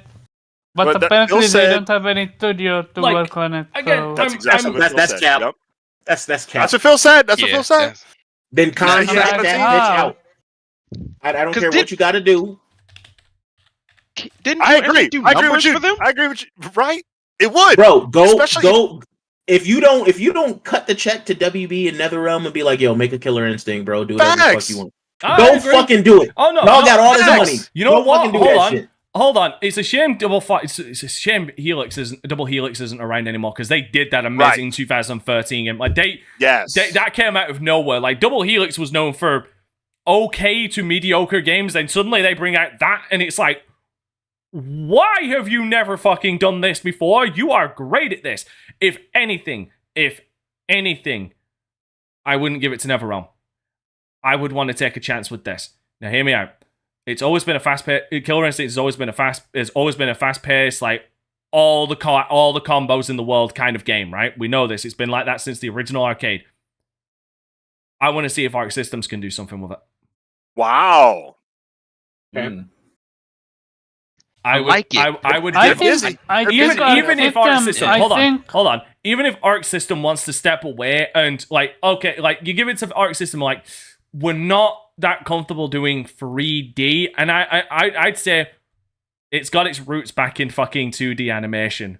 Do it, just do it, just make it good. I would give them a chance with it. Wow. But We- is the we my are problem is the talking- gore going to be there? Yeah, oh Like, fuck is it right, it going has to be. there? Has to be. I trust Arc But, System would be but fine do you with trust that. Arc Systems to do that though? Well, we've I never don't seen them know. not. Well, that's the thing.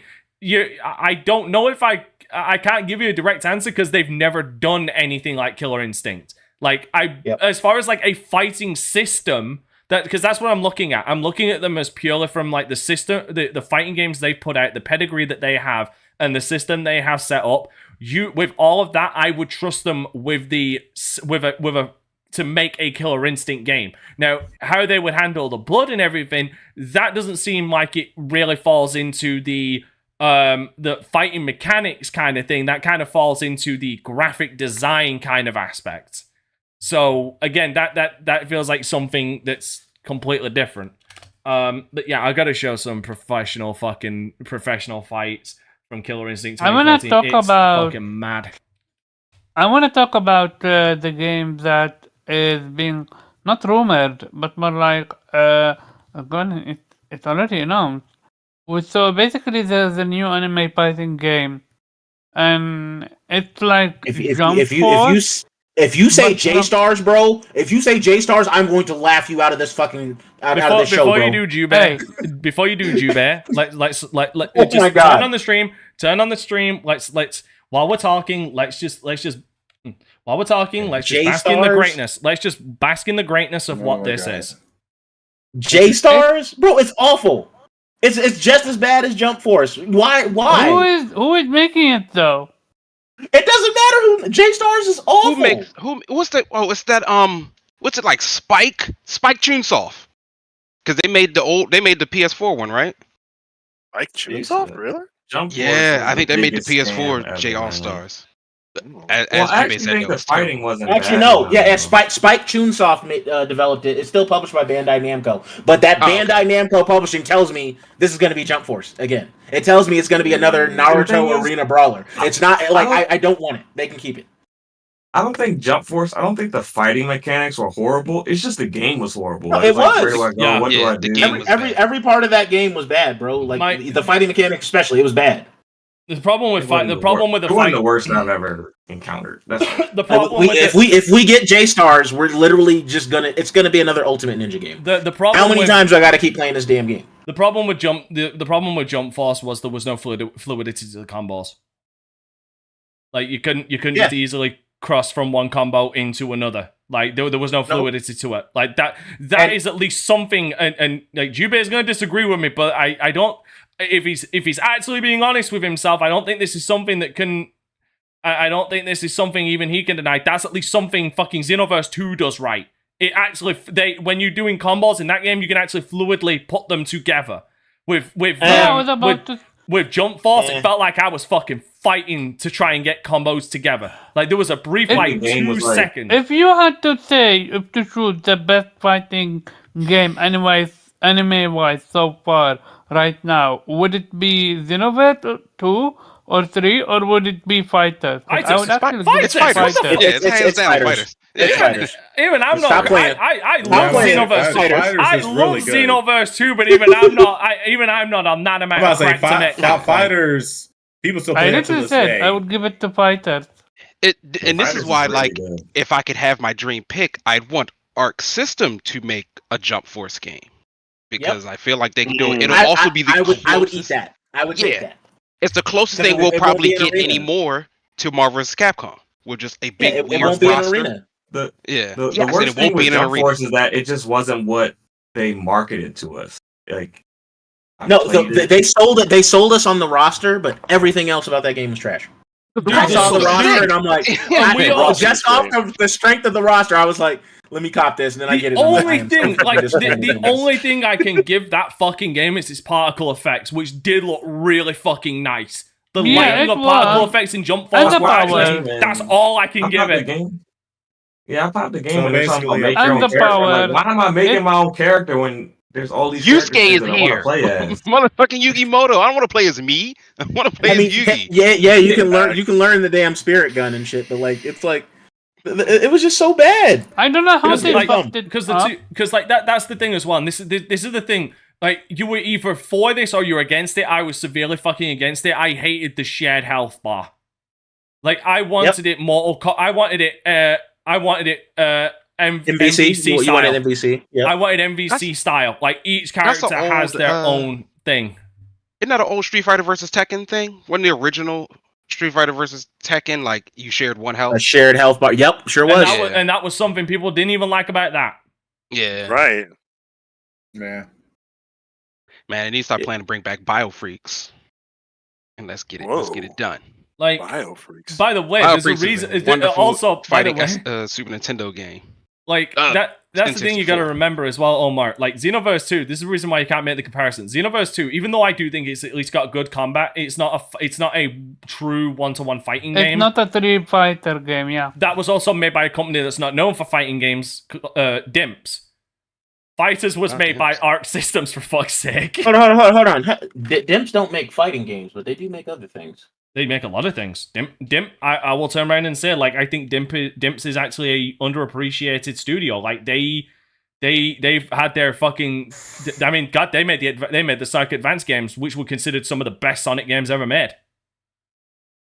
Yep. Like Dimps has. If you look at Dimps, I mean, they did help with Street Fighter 5, and I don't like 5, but you know, it is what it is. Yeah, but we don't know exactly like what they helped with. But like if you just look at their games library, like Dims has had their hands in like a lot of fucking pies. Like they're a prolific studio, and one of the reasons I say they're actually kind of underrated and underappreciated. They also helped with Street Fighter 4 Ultra as well, or Ultra Street Fighter 4. Sorry. Yeah, they were also on the Budokai HD collection as well. So yeah, they've dabbled in fighting games. Oh my god, how did we forget? We're talking about the return of fighting games and we forgot to bring up that the Budokai Tenkaichi series is coming back. Yeah, That is stop. Tenkaichi, that is not a fighting game. Stop it. Budokai You really don't Tenkaichi's like not a fighting game? Tenkaichi? No, That's like the I last don't. one I enjoyed. I don't. I do not. I do Why not. don't you like it? I would literally rather play Budokai 3. I do not do that whole 3D arena. I don't like arena fighters. Like, Oh yeah, that, you don't that's like just arena what it is. fighters, yeah. I don't. Okay, that's give me that's my what you're saying. give me my 2.5D plane left and right. Like, I'm good. All that lock on, because Tenkaichi literally came down to who's getting the beam moves off. That was literally it. That was literally it. SS4 Gogeta beam move done deal. Whoever gets it off first, it's a wrap. But hold on. That's exactly how that game went. My thing is though this is being marketed as this is being marketed as Budokai Tenkaichi 4. So like are they going to keep is it going to be side scroll? If it has Tenkaichi in the name, it's an arena, and I don't. It's cool. I'll get it on a discount. I'm not getting it at launch because I don't like those games. I'm just gonna get it strictly for nostalgia reasons. Either way, the point. Either way, the point is, like, when was the last time like a Budokai or a Tenkaichi Budokai game came out? Like that was in the PS3 fucking years. Like when was Tenkaichi? When Wait, you said a Budokai? PS2, right? Hold on, PS2. PS2. Yeah, but hold on. When was Tenkaichi 3 out? PS2. PS2. That's PS2. GameCube. I mean, we got other games like Burst Limit and stuff, which are more of the 2D fighter. Yeah, the 2D. Oh, it was realms. Burst We got Limit, Raging. We got Raging Blast, which is also that was the 2D PS3 fighter ones. territory. Yeah, Like, yeah. I played those, but fuck Tenkaichi though. Like, I just was not a fan. Fucked it. The roster's great. Like, we have when they broke it down to all these characters, like the transformations are just like characters instead of them being on one character. Like, I'm not just filling this roster with nonsense. So it's whatever. And every anime game ever since has continued to follow that trend. Continue to fucking do that. Why is Sage Mode Naruto still a separate fucking character? Like, what are y'all doing? Because there's so many different forms of Naruto, man. It don't matter. Give them all of them. Let me pick what I want to transfer, or let me pick before the fight. That way I know exactly what my transformation is. Let me pick. I don't want to just play as that fucking character though. Dragon Ball Fighters. There's different forms of Goku you can play. There's like 8 There Gokus are, in that game. and I complain about that. Like, it's a waste of a roster spot to me. Like, why do we have Super Saiyan Goku, True. Super Saiyan Blue Goku, Ultra Instinct Goku? It's a waste. It's a waste to me. True. Which is where Because we got Fat Boo, and Kid Boo. Where the fuck was Super Boo in Fighters? I would have took. Where's Buhan? Where the fuck was Buhan? Yes, my boy. Buhan. Well, I think a part of that is like they don't want. Hold on, you want to know who gets done dirty the most? Like, no joke. Yes, at least with Boo, you get some of the forms. Fucking Cell. Most of the time, you only get fucking Perfect Cell. They only ever give you Perfect Cell. Where's the Cell? But that's the one. Nobody cares about. Nobody cares about the other forms. It's the most known though. Second form Cell is pretty solid. Second form is the only. He looks like a nigga to me. He looked like he had blackface. I'm about to say, you should watch Team 4 Star. You should watch Team 4 Star. Oh my god. He literally looks like a blackface character, bro. Like, I don't want to say he's like related to Bobo. To Mr. Popo. I was like, nah. Yes, he had Mr. Popo's lips, bro. I'm like, I'm good. Has PyCon ever made the roster? Has PyCon ever made it? He was in Shin Budokai. Yep, on the PSP. Okay, but never a Z Fighter game. But interesting, because isn't No. I think he was in Infinite World also. I think. Oh. Am I crazy? Is Janemba people forget about Infinite World. Janemba is in Fighters. He's in Fighters, right? That's crazy. Janemba before PyCon. Right. That's what I'm thinking. Like, dang, PyCon never got into the Z game. A lot of because he was a forgettable goddamn. PyCon is in Infinite World. I mean, he was just Piccolo. He made it. He was just Piccolo with a turban on. Yep, yeah. Right. So, and do you?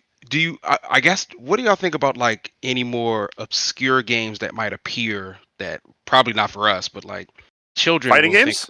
Yeah, because like when for all of the Street Fighters, Tekkens, and stuff we had, there was like Toe Ball. which Yeah. was like a starts Clay in fighters. Herges. Fighting Fighters. EX player. Hey, where's EX rival? player. Where's rival schools at? Yeah, That's what I was just talking about. Fighting EX player has School. Akira. That's the name. That's the name that I wanted. Between Rival School and Bloody Roar. Like I want these games back. I think want. Yeah, go ahead. Oh, my fault. I think it's safe to say like Marvel's Capcom probably won't be coming back. So like, Yeah. Bring back What do I we want do? Capcom versus SNK 3. That's what like dear to my heart. Like, if Capcom versus SNK 3 ever comes out, I'm waiting at the warehouse for distribution. Yeah. I want. And I know there's weird games like Fighting Herds. You know what? Hold on. You want to know what kind of fighting game I want to see? And I'm not joking. I'm not joking. You want to know a fighting game that I actually want to see return? Because it's still popular today, and well, the series is still popular today, and a lot of people know it. I want to know where the fuck my Mighty Morphin Power Rangers fighting game is. Didn't it come out? The last thing Battle- they what, Battle for the tried. Grid? The last Game thing they Pass. tried. It was. I mean, Battle for the Grid The is last good. thing they It is tried. good. It was a Yeah, phone I- game. There's a more Mighty Morphin Power Rangers fighting game in Game Pass right now. My kid. Yeah, isn't there one on PS4? It's Battle for the Grid. It's I think decent. you is It's right. not- It is I mean, kind of it's not- decent. Yeah. It's not It the is best decent. ever, but It's it's like a an- decent fighting game. Where is it? It's like a phone game. That's what. Oh shit! Yeah, it came out in 2000. How the fuck did I make? I know why. Unity. Now I know. Yep. Now Unity engine. You don't like a But Unity? it's not a bad game. Okay, It's not right. a bad Let me game. rephrase that. I would Let me encourage you to rephrase try that. it out. Let me rephrase that. I like some Unity engine games when people give a shit about it. A lot of people. What? No, I was about to say something. Go ahead and finish. I wasn't going to say Cap. I was going to say Capcom. But go ahead. Yeah, because like a lot of games that are on Unity engine are just slapdash together. Very few times you find someone who actually gives a shit about the Unity engine to try and actually get it to work and to actually perform. Like I think, oh god, I want to double check this because I know I can give you an example of. Shin Megami Tensei runs on Unity. That's Yeah. no, that's There's a not couple the fun one. games on Unity. Yeah, no. But there was one specifically. That's the one. That is one. There is one specific game. Like what I look for with people with Unity is to be creative with it and to not slapdash on it.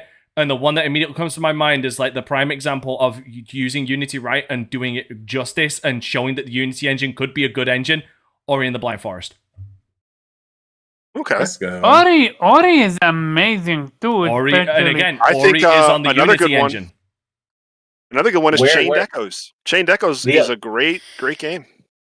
The last talking arena about the fighter I trophy. liked was Power Stone. That's how far back I gotta go to for Yeah. fucking arena fighters. It was Power Stone.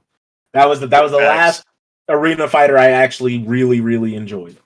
Yeah, like we hopefully with this renaissance we get more people doing stuff like that, right? Like personally, Capcom's cooking something. Like I know better they're all be. hands on They've deck been- for Street Fighter They've 6. been Maybe sleeping. a They've been revival? sleeping Dude. on. Okay. Oh my god, I just They lost cooking. something. I think Okay, Capcom. I all their know efforts an is arena. on I know an Street arena Fighter fighter that you would love. Yeah. I know an arena fighter that you would love if they announced it tomorrow. You'd be day one in it. I know for a goddamn fact. What? What's that? Ragdoll Hey, Kung Fu. No, a remake of Godzilla Destroy All Monsters. Oh. Interesting. Didn't they do that? No, We've gotten a recent Godzilla arena no, fighter. no, There not that was one. one. I'm talking There about. was I'm one. talking about the classic, the amazing one on the original Xbox. I'm not Okay. talking And about. actually, I'm not- we actually got one with fucking giant robots. We just got that game also. Like, yeah. Jimmy was like, man, I've seen it. not impressed. Oh, come on, no, I do nothing think Killer beats. Instinct comes back in the next like 3-4 years. It so. needs to, in my opinion, it Yeah. needs to, because at that point, then at that point, like Microsoft has pretty much every genre under lock except JRPGs. Yeah, 'cause They've they'll already, be able to throw, they've like, already all of them- stolen. I mean, sorry, bought all of the most of the goddamn Western RPGs. Bring like, back yeah, Pokken. They'll be able to like add like Doom Guy Pokken as a tournament? character and Killer Instinct and Master Chief. Yeah, because they've already done that. They Here's added that. Rash and General Ram into the original Killer Instinct 2013.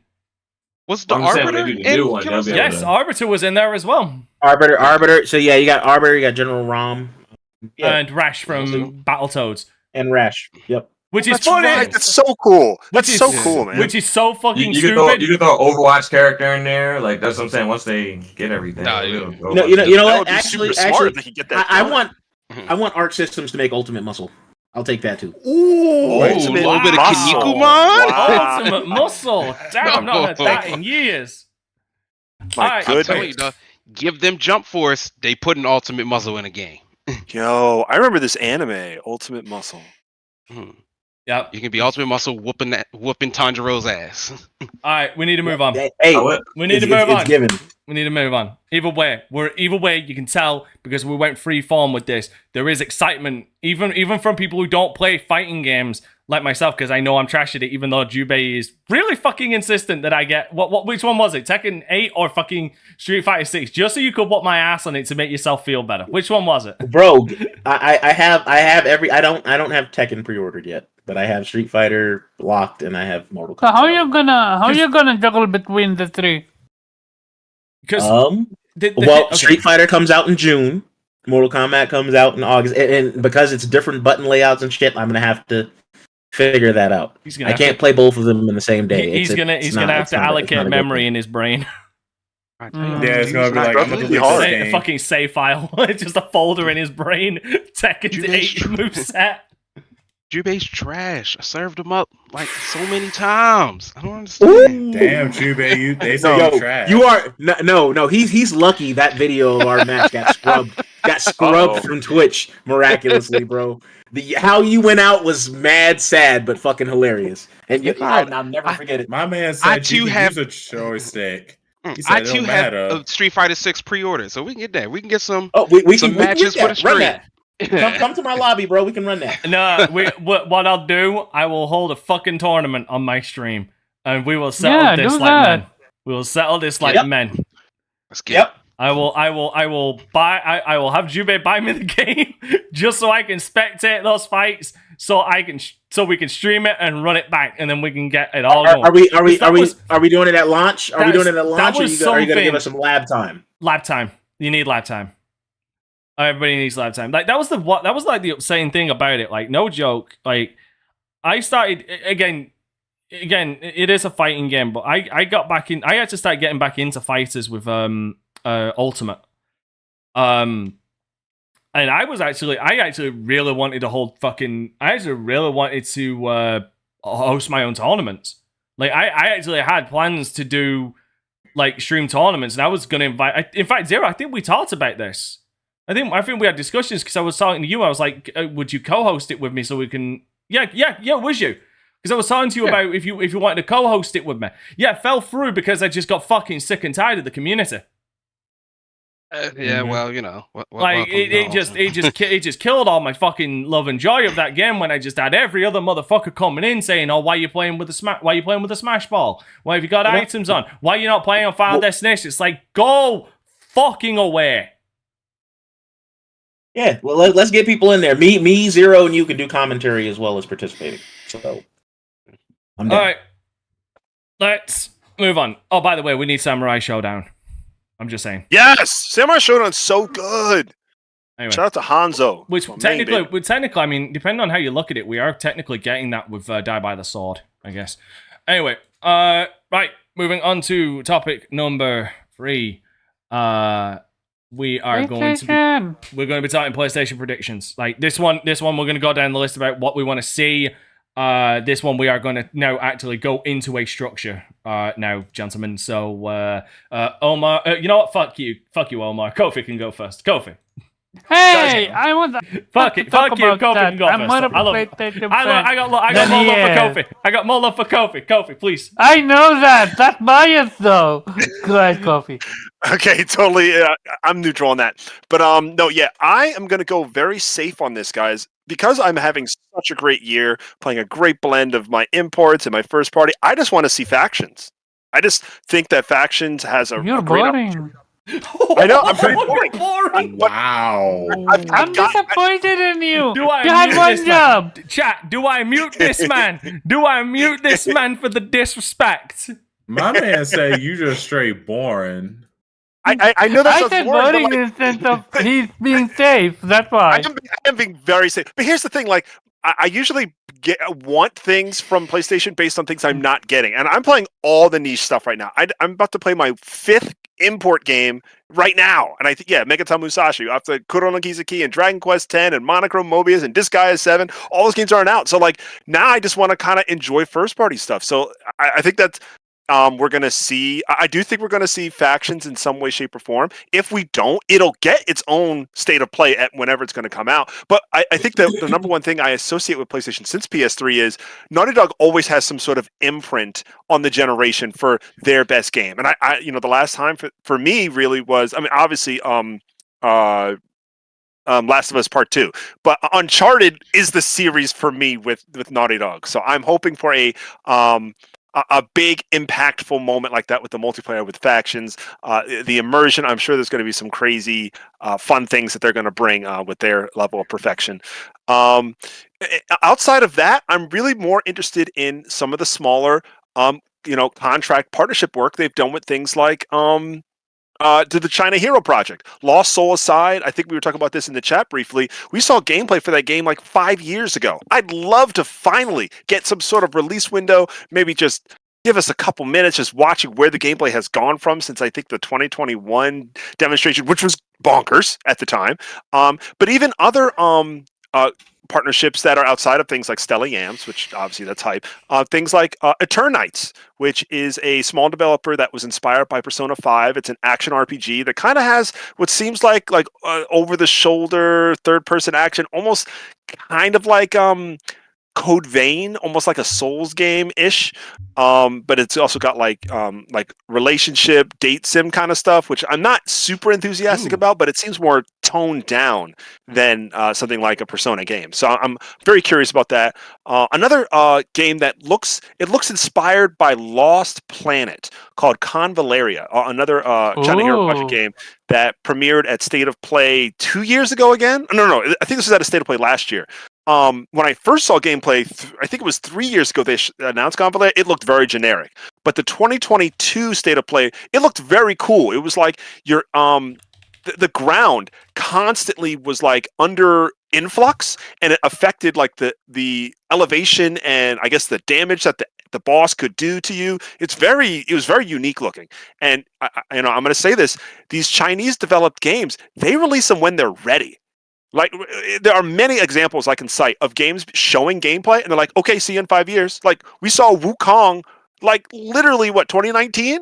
We still don't know when that game's coming out. Or, again, Lost Soul aside. Or, again, even like Fist. Fist, we originally saw gameplay from Fist also, I think it was whenever China Hero was released. Of course, it's a Metrovania, a little bit smaller in scope. But I'm very excited about all of those things. And then, like, when we're talking about big surprises, I feel like some of these devs are making a first-person shooter. It might be like a brand new IP. Maybe it's like some people from the Bungie team that are helping out Guerrilla with, some sort of shooter. Maybe an idea of SOCOM coming back. If there's some sort of like militaristic type multiplayer shooter, I'm excited to play something like that. I have some games, I'm playing on PlayStation. What's the one that has some of the most realistic gun animations on console, and it was on PC first? Something with the word desert in it. I can't remember what it's called. But Insurgency. Yes, Dante, you read my mind. Facts. Yeah, Insurgency has some really good. It's not like perfect. It's not like the flight sim of shooting, but they do some really cool things with mechanics in that game, with like gun recoil and stuff like that. So that's really cool. And so I'm basically saying I would love something like that back on PlayStation. It doesn't need to be a revival of SOCOM, but that would be cool. Hurry up. Other than okay, I'll stop then. That's basically all I'm looking for. I do have one follow-up question, though. As far as factions goes, could it also be, for you, the fact that it feels like it's overdue?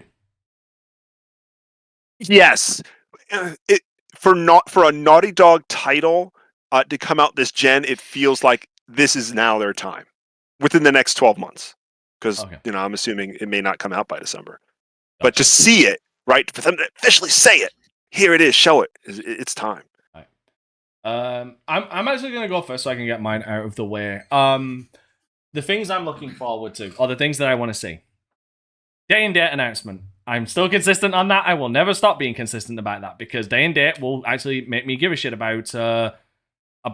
Did you hear or read Jim Ryan interview? Because he just announced that you're not getting a day and date.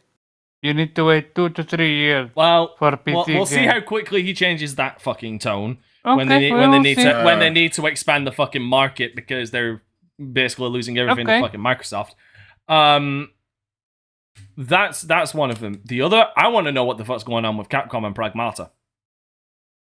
Yeah. I want to know where the fuck that game went. Like, where the fuck did Pragmata go?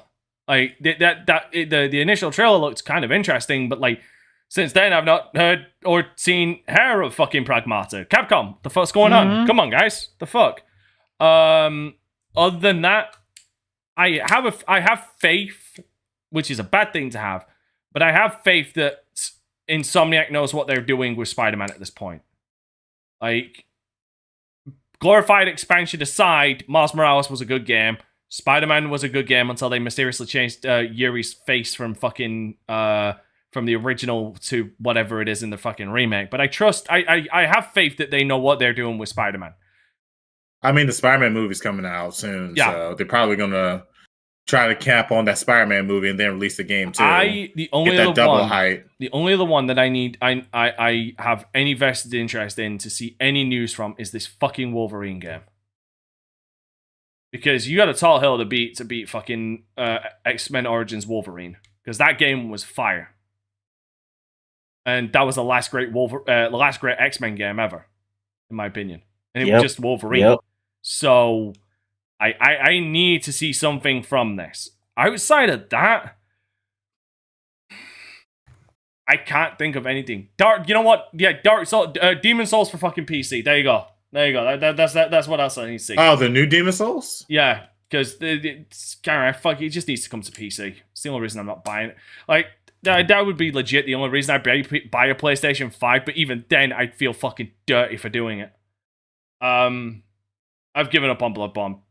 I've given up. Like, I've broken away from the rest of the world who keeps saying, Bloodborne remaster or Bloodborne 60 frames per second. I learned very early this is not going to happen because PlayStation doesn't love us. They don't love us, so we're not going to get what we want. No. Also, I say we didn't get RA16. Yep.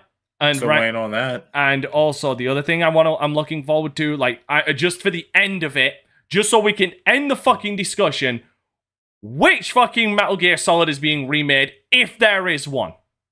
I just want this fucking conversation to end because I've been having this conversation for 3 fucking years now with idiots. Oh, Metal Gear Solid is going to be announced at the next State of Play. Oh no, it's going to be the next State of Play. It's any minute now. It's like the people waiting for the Switch Pro. The more, like, just out of sheer statistics, eventually one day you will get it right. I think this one is imminent. I truly believe so. I swear to God. Because the amount of rumbling we have been hearing. Okay, Omar. If they do not announce it at the showcase, I don't want to ever hear the words Metal Gear or remake come out of your fucking mouth again, ever. If it is not announced. I am not the one that said that, dude. What the hell? I know, but you're saying that it's imminent, and you are now the projector of my fucking ire right now. I don't want to ever fucking hear. I don't ever want to hear a motherfucker put the words Metal Gear Solid and remake in the same sentence. Listen though, we kept hearing about the Silent Hill rumor for how many long? And people are like, nah, it's never gonna happen. It's not gonna happen. Not as long as Metal Gear. The Metal Gear ones have been persisting since fucking Kojima left. Kojima what I'm left. trying to say is, where there is fire, there's smoke, there's fire. How long it's gonna take, but at the end, they're gonna give it. Where there's smoke, there's fire. Well, not if you're AI generating a picture of a fire outside the Pentagon. It's not. Oh my God! AI pictures. I love that. I love the fact that actually happened and people fell for it. All right. And just because he said it was imminent, Jubei can go next. Ha. Oof. What do I want to see? Let me start off with what we are not going to see, which is Bloodborne. That's not going to happen. Nope. We're definitely not going to do that. Oh. Watch it be the first fucking thing announced. I'm gonna be Do we pissed. know that PlayStation or that? Do we know that FromSoft want to make remake with Bloodborne? But they don't own it. It's gonna go to what's Blue his Point. name or what? Yeah, it's gonna go to that studio. Maybe. Maybe that would make the most logistical sense. They've already done it with Demon Souls. Because they're working on their own IP as well and a remake. Let the man talk now. We'll see. Oh, sorry, go ahead. I guess the big thing, if it is MGS, make it be 3. I understand for reasons why you want to remake MGS 1, but 3 is still my favorite game of all time. So wait, me or make it Omar? 3. I'm just saying just in general. Oh right, there's people that want MGS 1. Okay, because I'm on your side. I think 3 should be the one that's remade. Also, and it also shouldn't be numbered. It should not be numbered. It should just be Metal Gear Solid or Metal. Should it be Metal Gear Solid though? Since we're not really okay. If we're gonna if they're going with the idea of rebooting the series by remaking them, call this one Metal Gear Solid Operation Snake Eater. Yep, I'll take that. Like I don't want it numbered, and then I don't want to see the 3 there. Yeah, because then when we get to Metal Gear Solid 1, when they remake that, they can just call it Metal Gear Solid. No, it'll be Shadow Moses. Or I mean, technically you could do twin. You could technically do Twin Snakes. Okay, I prefer a remake of Twin Snakes. Now, here is the reason why I will not. Okay, so I did see you bring this up, and I do have a reason why I do not want them to remake Twin Snakes. Because of one specific scene that encapsulates the whole tone of Twin Snakes. Yes, the Metal Gear Solid series has had its ludicrous moments. Okay. We can all agree with this. Everybody on the panel, yay or nay, you can agree with this. It's had some out there moments, okay? Yep. But it's always had this kind of sense of like groundedness to it. Like yes, these things happen, but there's a sense of groundedness to them, in a sense. The moment Solid Snake starts fucking surfing an Akita missile is the moment where I feel like even for the Metal Gear Solid universe, all reality just went the fuck out the window. So Psycho Mantis wasn't too much? Yeah, I was about to say. No. Psycho Mantis for the world that Metal Gear Solid set up, he does not. But surfing wasn't too like. Why the fuck is there a vampire in this fucking? Come on, man. Actually, they actually do explain that. They do explain. I know. Nano machine, son. Anyway, yes, my whole point is in a world where all of that stuff can be explained by something or literally nano machines. Nano machine, son. Nano machine, son. Is nano machine the equivalent of the Senju DNA? Kind of. I just find it again. It's just I just find the idea of Snake just suddenly backflipping and then landing on a Nikita missile and surfing it into a fucking hind D. I just find that entire damn thing ridiculous. It's like that doesn't mean that they'll redo it though. That could be cut. I'm okay with cut content. Just don't cut any content from 3. I need all of that. But yeah. So we got Blood. We're not getting Bloodborne, but I would love to see Snake Eater get a remake. I would love. They gotta keep the original music though. That they do. Fires. That soundtrack was hot. It was heat. Mm-hmm. I need to see a release date for Spider-Man. We at least better get that. If they say Spider-Man is delayed till 2024, oof. What else? Wishful thinking. Maybe a new Resistance. Maybe because. Ooh, now you're cooking. Yeah, you're cooking. I'm just going off of what is going to make this show good for me.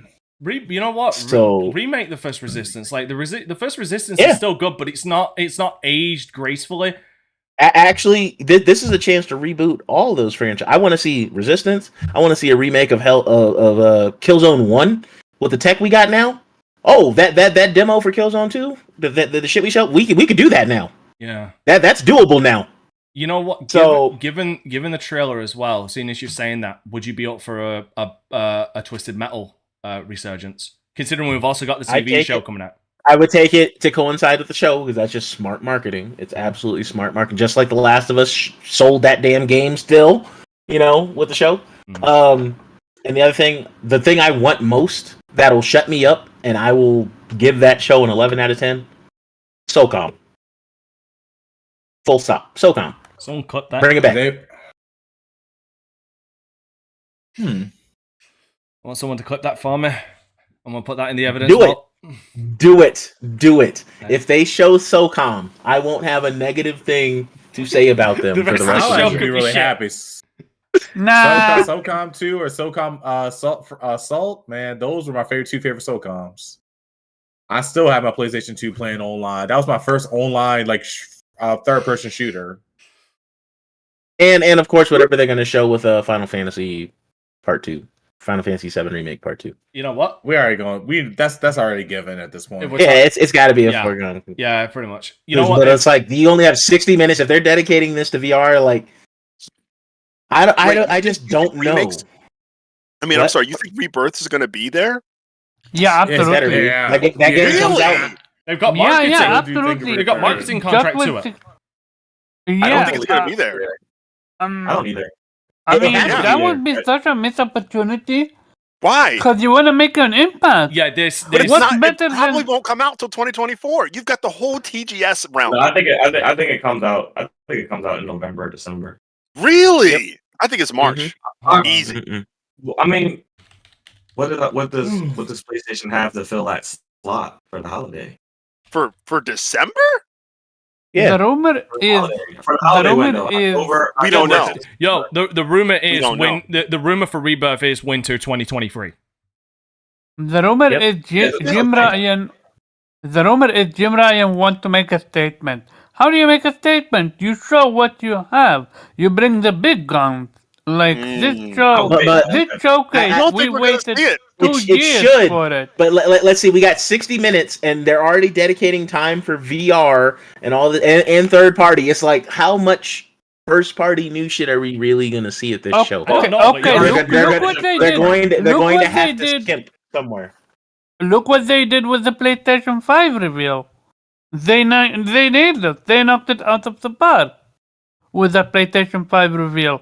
And look what they did with the after show. Yeah, like but how they much can do it. first party was there at the PlayStation reveal show? It wasn't A a lot. PlayStation 5 reveal alone, you have Ratchet, you have Spider-Man, you have Horizon Forbidden West, you have Demon Souls. Like I already named you already 4 projects. Okay, but what I also don't want Can from we keep Sony it? is Can we no keep release it? Can we date. keep it together, Yeah. guys? Please. Yeah, I need them to also give us release dates. What I don't want is we see a trailer for something that ain't coming out till 2025 or some shit. And it's not. I don't got time for that. No, that They should show Rise of the Ronin before they show 2025 games. And then the biggest difference between the reveal of the PS5 showcase is that they only had to show games for the PS5. They also have to show games for the PSVR. I'd also like So to. they have to make space for that as well. If anything, their smart strategy would be like the last 15 minutes. The last 15 minutes of the show is dedicated to is showing games that are coming out in 2024, 2025. Like that's what they should do. Like these are the projects we're working on that are down the line. These are the games that are coming out within the next 6 to 8 months. Like the mid of the show, including some of the VR stuff, should be these are games that are coming out within the next 6 to 8 months. this is they might show PlayStation's that second handheld. roadmap.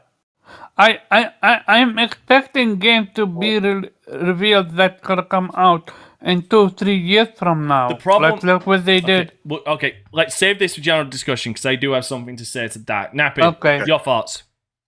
What do you want to see? My thought. I'd like to see a release date for Spider-Man 2. I think it's well overdue, and this kind of matches up because right now we're about to get the Spideyverse movie that's coming out. So in June 2nd, so this would actually complement that very well. Also, I'd love to see Wolverine showcase because I mean we haven't heard anything about Wolverine. Final Fantasy VII Rebirth, I already know they're going to say something about that because they milk Cloud. Everyone loves blonde hair, blue eyed people for some stupid reason. Green eyes. Cloud is green eyes. Mako. Well, Mako eyes. You really want to go there? Someone is a Cloud hater. All right, Not. keep it together. Sorry. I already know they're going to show off something with Final Fantasy 16, except for the fact that it's coming on PC day one. So fuck you, Sony, for that. For VR, I don't really care. I mean, if anything Sony should do is try to find a way how to get Half-Life Alex on that VR headset, because let's be honest, Half-Life Alex ain't over there. That's probably your best bet to sell the VR to most people, because that is literally the best shooter with a decent story that's on the VR. Praise Gaben. I mean, so you guys won't be able to. Yeah, Sony can't match it, so they need to come out with some kind of a deal. I mean, they need help. Ghost. I would love to see SOCOM if they bring SOCOM back. I don't know if they're going to bring SOCOM back. That's just wishful. That's honestly wishful thinking. I do remember the Last of Us multiplayer. Something was mentioned about that, but I don't know if they're going to bring that up. That's just, I can see them doing something like that, because they kind of are remade Last of Us Part 1 and stuff. So I think we're going to get something update on Last of Us multiplayer. And last thing I could say is Ghost of Tsushima 2, possibly. Or Ghost of Tsushima, maybe. Because I heard rumors about that, but that's pretty much about it. By the way, if we're talking wild speculation, you want to know what would really get my panties wet, even if it was a live service game, which they clearly want to move into. One game that would get my panties wet if they announced it, Mag 2. What? Mag 2? What game? If they're going to do that. Mag 2. Mag was one of those really ambitious... Mag. Okay. I never played it, but I got you. All right. Man, I want to bring Peppa the Rapper back. The Rapper. Bring Mosquito, man.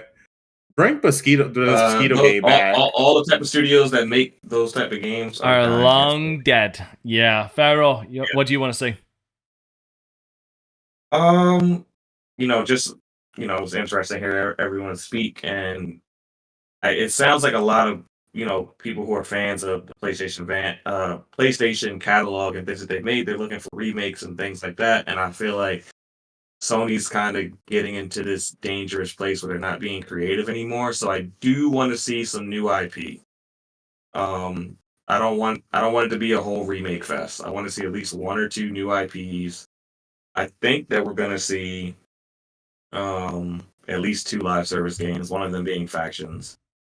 I want to see some first party investment into a fully fleshed out VR game that actually makes the PSVR 2 something worth buying. I want something on the PSVR 2 that I'm not going to get anywhere else. Half-Life Alex? I'm not really. Well, you can get Half-Life Alex elsewhere. You can, but you can't match it though. Nothing can match that. It can be matched as long as you have the imagination, creativity, and budget. It can be done. I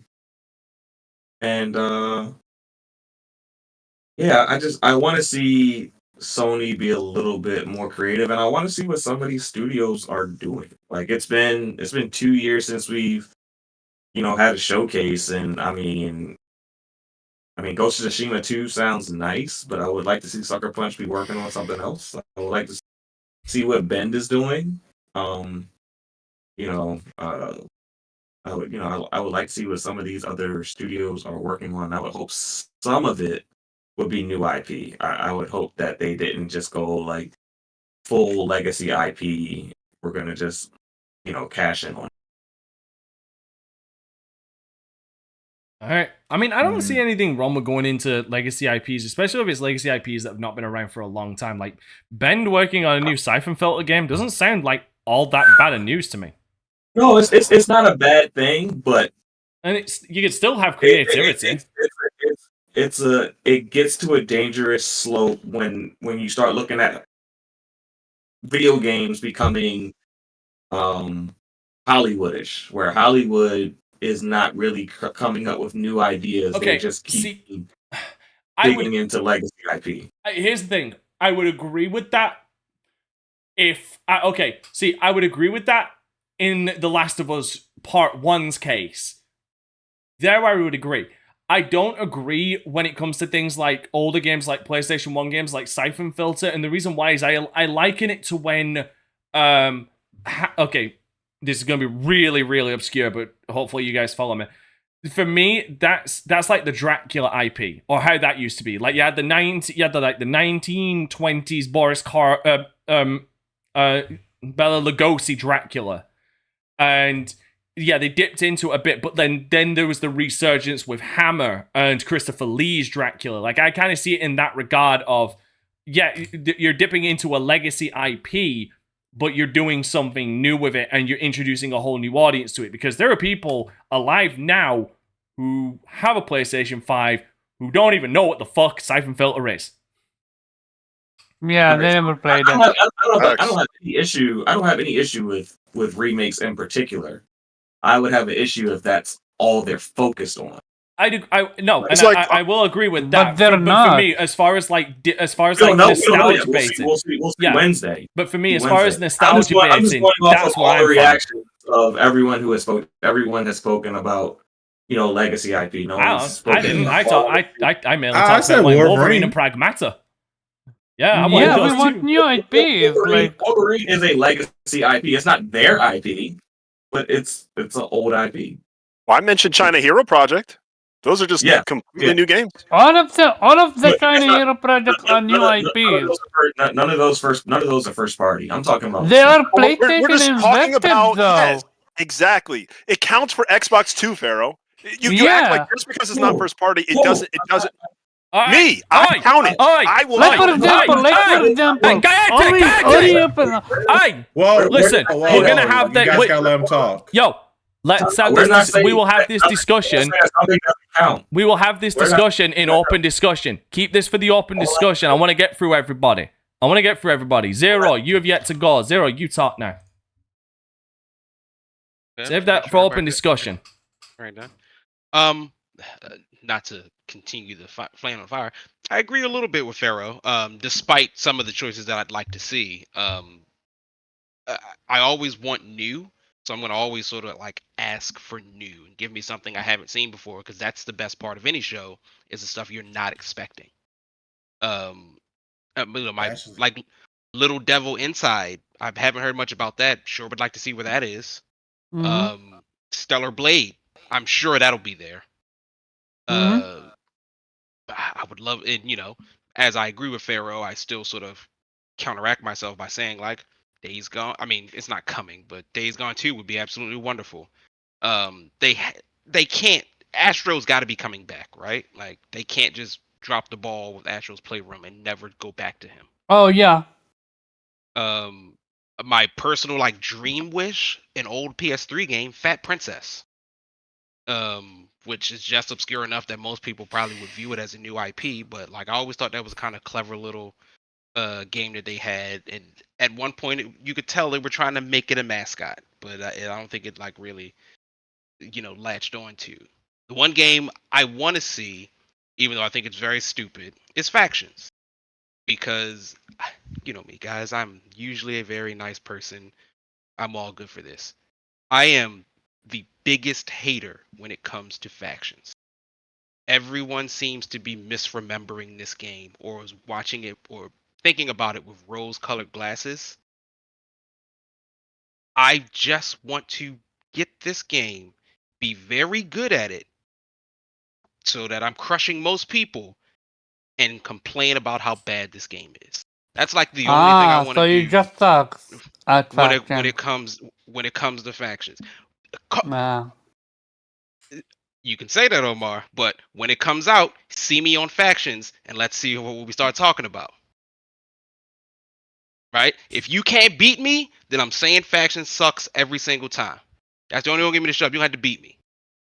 Because I really do think people have weird rose-colored glasses about Factions. I'm not saying it was bad. I'm just saying it was not nearly as big as what I think people are making it out to be. You're right. And I'm flabbergasted by it. Like the whole conversation about Factions. Like, are you kidding me, guys? Is that what we're really talking about? That's all they had. But you know who really fucked with Faction? Yeah. Like Killzone is better than Factions. Resistance is better than Factions. Get out of here, dog. I would also really love to see Killzone again. Like I think Killzone. I don't know what happened with Killzone. I'm sure there's a story there. Or sales. Yeah. Truth be told, right? The story is didn't sell well. But man, I thought that's a good mid-level FPS. It was never going to beat Halo, which unfortunately, like that's how they were propping it up as. But like, don't do that, man. Like, just make. Not everything has to be like the biggest thing. Like any shooter that they come out with is probably not going to beat Destiny, but you don't gotta beat Destiny. You gotta exist in your own space and do your own thing. Quick correction. And like that wasn't actually okay. It was either one of these, but it was Haze that was being touted as the Halo killer, but Killzone got that title through osmosis, and the games media ran with it. Yes, but I wouldn't be surprised if internally PlayStation had the same idea. Oh, possibly. Yeah, and so that's what I mean. Because you're right. Like, it doesn't have to be this thing, and other people get wrapped up into it. But like that can just exist so good all on its own. Like, I stand beside Killzone to this day. It was an excellent game, excellent shooting. The story was cool. The sound was awesome. Some of the best sound in like video games in a long time. So like, yeah, something new as always. We definitely look forward to seeing something new, and probably something that makes VR like really worth it. Like, I hope. Have no particular interest in it. I have a PSVR 1. Beat Saber 2. There is no Beat Saber 2, I guess. So I don't know, but something interesting. That's not Half-Life Alex. Like, I know Alex is the big dog, but like, you got to do better. You can't keep. That's what you got to dethrone. Yeah, or at least stand next to. If it's the king, the king needs a queen. There you go. So that's it for me. All right, Omar, and then then after Omar's done, I'll let Farrell, Kofi, and Omar yell at each other for 15 minutes. Go ahead. Okay. So, PlayStation event, 2 years finally. Okay, look, we all know we're gonna see the announced games, and we're gonna get the release date for them. Like, for example, Spider-Man 2, I'm expecting a release date. I'm also expecting to be mind blown by it, especially with them learning what they did with Ratchet and implement it. Hey, I'm expecting great things. I'm not expecting Wolverine, because I think PlayStation is gonna focus on one IP from a studio at a time, unless it's a different type. Like, for example, Wolverine and Spider-Man, they're both superhero game. Faction, I am definitely expecting that, unless they wanna give Faction its own showcase. I am maybe. This is a maybe. I am expecting a new IP from Naughty Dog. I'm hoping Santa Monica show us what Cory Barlog is working on. Especially after Hammond Holt visiting Santa Monica and being inspired by what he saw. So I'm looking forward to that. Sucker Punch. I don't want a Ghost of Tsushima 2 right now. Let them cook that. Give me a new IP. I hope that Sucker Punch have two teams. One team is working on Ghost, and the other team maybe doing an Infamous remake. Like, for example, Infamous remake of 1 and 2.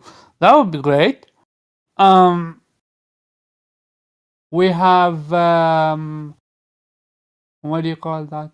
We know Stellar Blade gonna be there. We know we might get a show, a teaser, not teaser, a trailer for Rise of the Ronin, because that's an IP they wanna push forward. Some Game of Life games that's gonna be showcased. I'm expecting Twisted Metal to be one of them. Other than that, we might actually see the gameplay reveal for Mortal Kombat.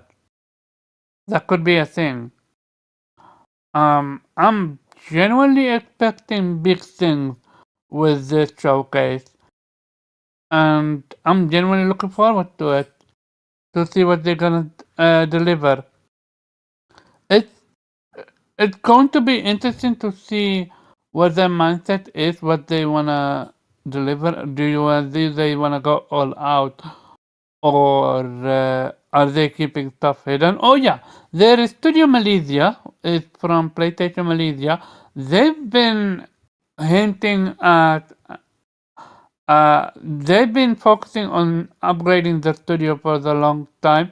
The rumor is either them or Studio London. They are working on an Uncharted IP. So I'm looking forward to see what that's gonna be. Other than that, I'm curious if they're gonna announce the PlayStation Slim here, or is gonna save that for something else. Maybe we see something like Persona 6 reveal. That could be. Like PlayStation have so many cards to play with. I'm curious which one are they gonna pull. And oh yeah, not to forget Sony Band. Their anniversary just came, and the rumor to be not rumors. We know they are working on a new IP, so I'm looking forward to see what they do. So lots of free studios for PlayStation to showcase for us what they're working on. And here is the kicker: all of them are going to be next gen only. None of them is that PS4 bullshit. The only thing that I could say maybe it is, maybe Faction. But other than that, I'm not expecting PS4 games. And also, please let Pragmata be there, cause Capcom, what the hell is this game?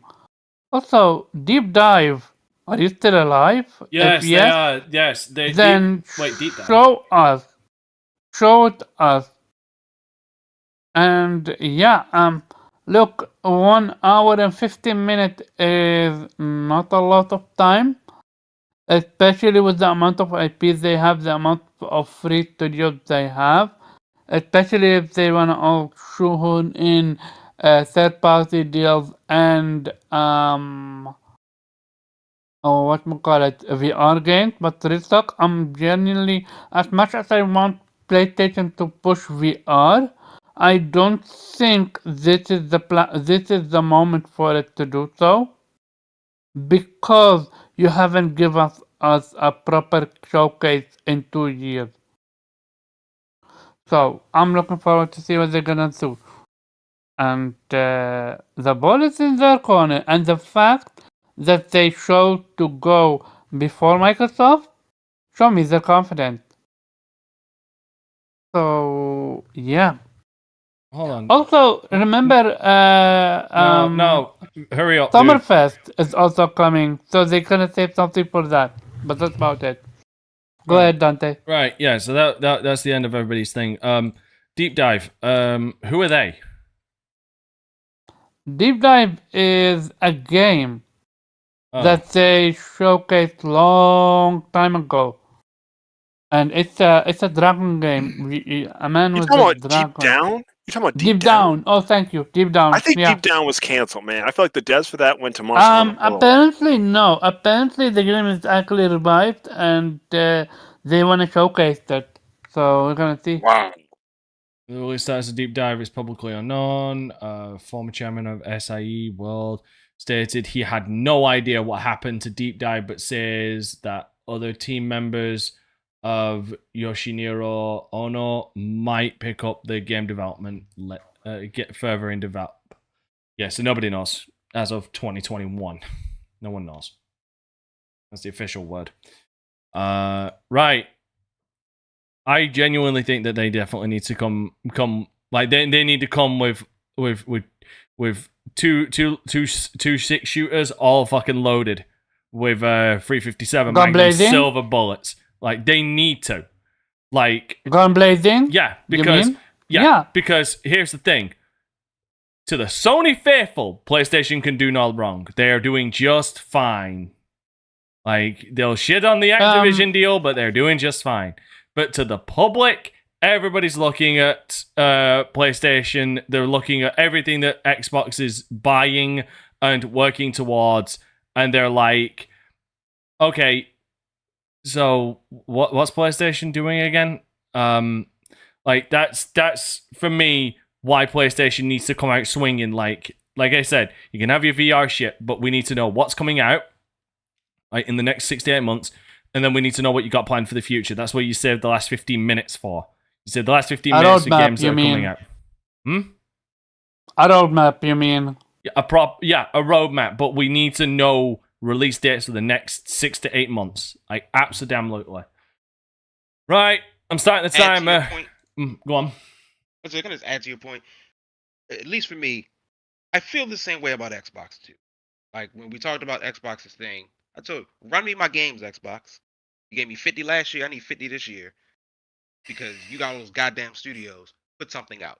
PlayStation, you're a bit more of a mystery to me, but like I need you to bring some heat too. Like there is no reason why this summer should not be an absolute ridiculous showcase of games for both these companies. Yeah, see, with Xbox, frankly, I think it's unacceptable on either front.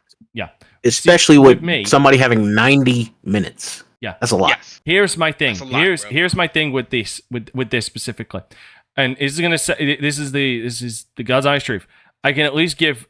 And I think I said this before. I think I gave Xbox, maybe like 2 years, 2, 3. Yeah, I think it was about 2 years. I said I give them 2 years before we see anything of substance come out of Bethesda when they bought them, because everything that's coming out is stuff that was already in the oven, like Starfield and stuff like that. Like that stuff was already, whether it was in pre-production or was being made at the time, like Redfall, like all that stuff was already being made. We'd need to wait 2 years before we actually see like the effects of Xbox fully take a hold at Bethesda and see what they're bringing to the Xbox table. Because right now they're not. Because at the moment they're just bringing out games that were already slated to come out on PlayStation, already were out on PlayStation, or were later cancelled to be on PlayStation, like Redfall was. And Ghostwire Tokyo being an example of a game that was already slated to come out and was already out. It's gonna be, in my opinion, it might be different with Activision, because I think they might have learned their lesson with Bethesda. Maybe depends on how they treat this Redfall situation. Because I do believe some heads rolled because of that. Apparently, they moved on from with the next IP.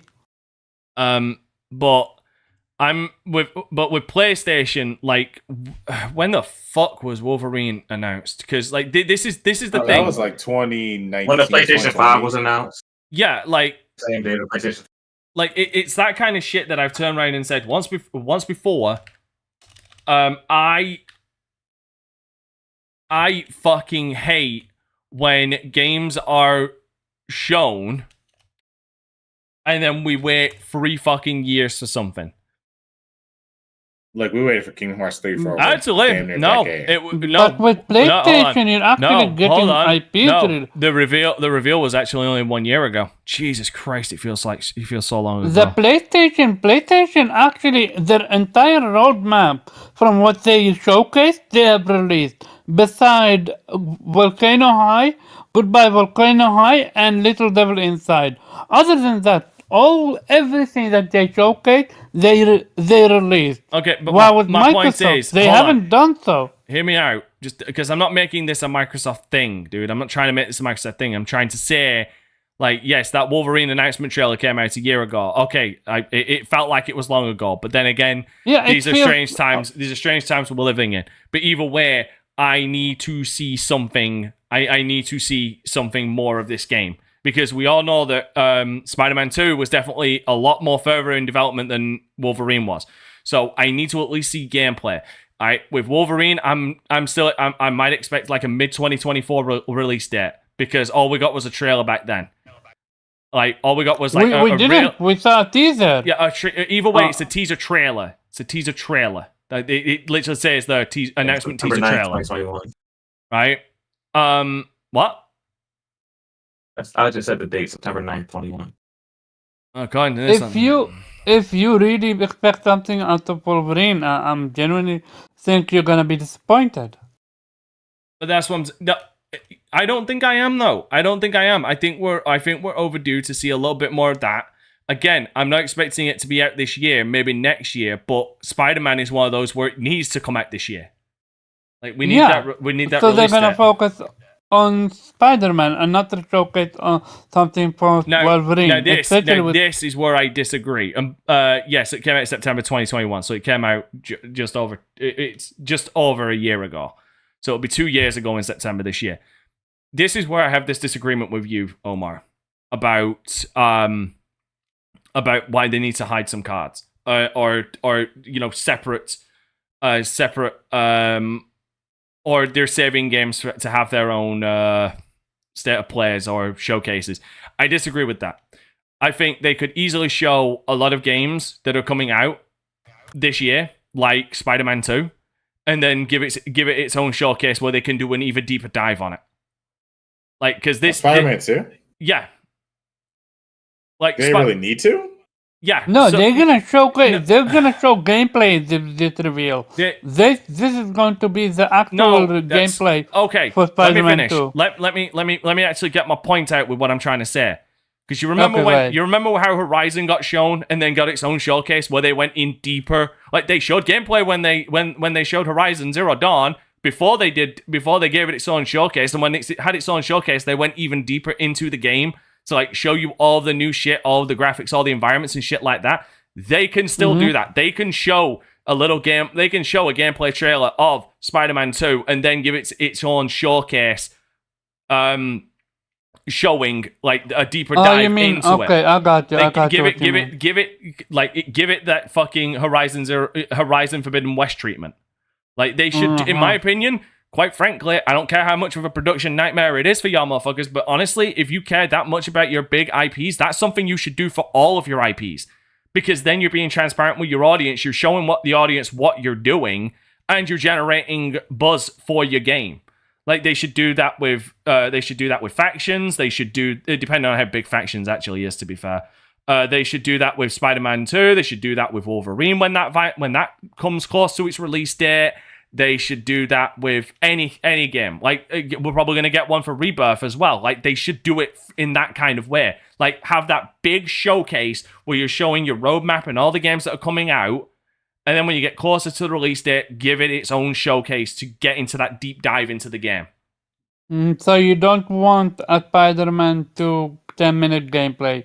You want it right now to be a minute or a minute and a half. No. I didn't say. I didn't say. Yes. Okay. Yeah. Give it 5 minutes. Like show us the gameplay in action. Like give us like one of those gameplay trailers. Give it in action. And then give us the release date at the end. Then move the fuck on. Because then you can announce state of play Spider-Man 2 showcase. Then we can go into the deeper dive. This is the time, because we talk about the E3 thing. This is that, it's the same concept. We're in that E3 kind of season where we've got to show the games that you've got coming out and got coming down the pipeline. And then later you can show it on a more deeper level as far as a game goes. Does that make sense? Yeah, I got you. Especially if you're only allotting 60 minutes and apparently you're showing off all of these games. Yeah, it's very few time to just 1 hour and 50 minutes. It may sound a lot, but in fact it's very few, especially when you say not you, PlayStation, that you're gonna focus on VR and also you're gonna focus on third party. Exactly. As well. And that's why you need to show the games, because a 5-minute trailer will get people hyped, will give people the release date, and then people will have their eyes glued on more information for it. And then you do your individual showcases, because then you're also you're also spreading out your content where you can, like I said, they do a showcase for Spider-Man 2, they do a showcase for Wolverine, they do a showcase for Final Fantasy VII Rebirth because they've got the marketing rights. They do a showcase for some other big game like Factions. Like that is at least a good solid year of content and marketing that Sony can put out there on the internet to get people hyped for their shit. One thing for sure, don't show us Final Fantasy 16. We're done with that game. Which I am afraid they're gonna do what they did with Deathloop, which is show us that up the wazoo, because it's part of their contract or whatsoever. So I agree with there's that. I agree with that, Omar. All right, now, do you guys want to continue shouting at each other, or have cooler heads prevailed? Well, I mean, I don't think there's any shouting going on, but I never said that none of those games didn't count. I said I was speaking specifically about Sony first party, and I don't want Sony. But that's the first thing, party to though. go the way of Hollywood. PlayStation are working with other companies, but they own the IP right for certain IPs. Like, for example, Stellar Blade. They're the ones that publishing Stellar Blade. Kind of how Microsoft published Ori. So it's still their IP. It's confirmed that they own Stellar Blade IP now.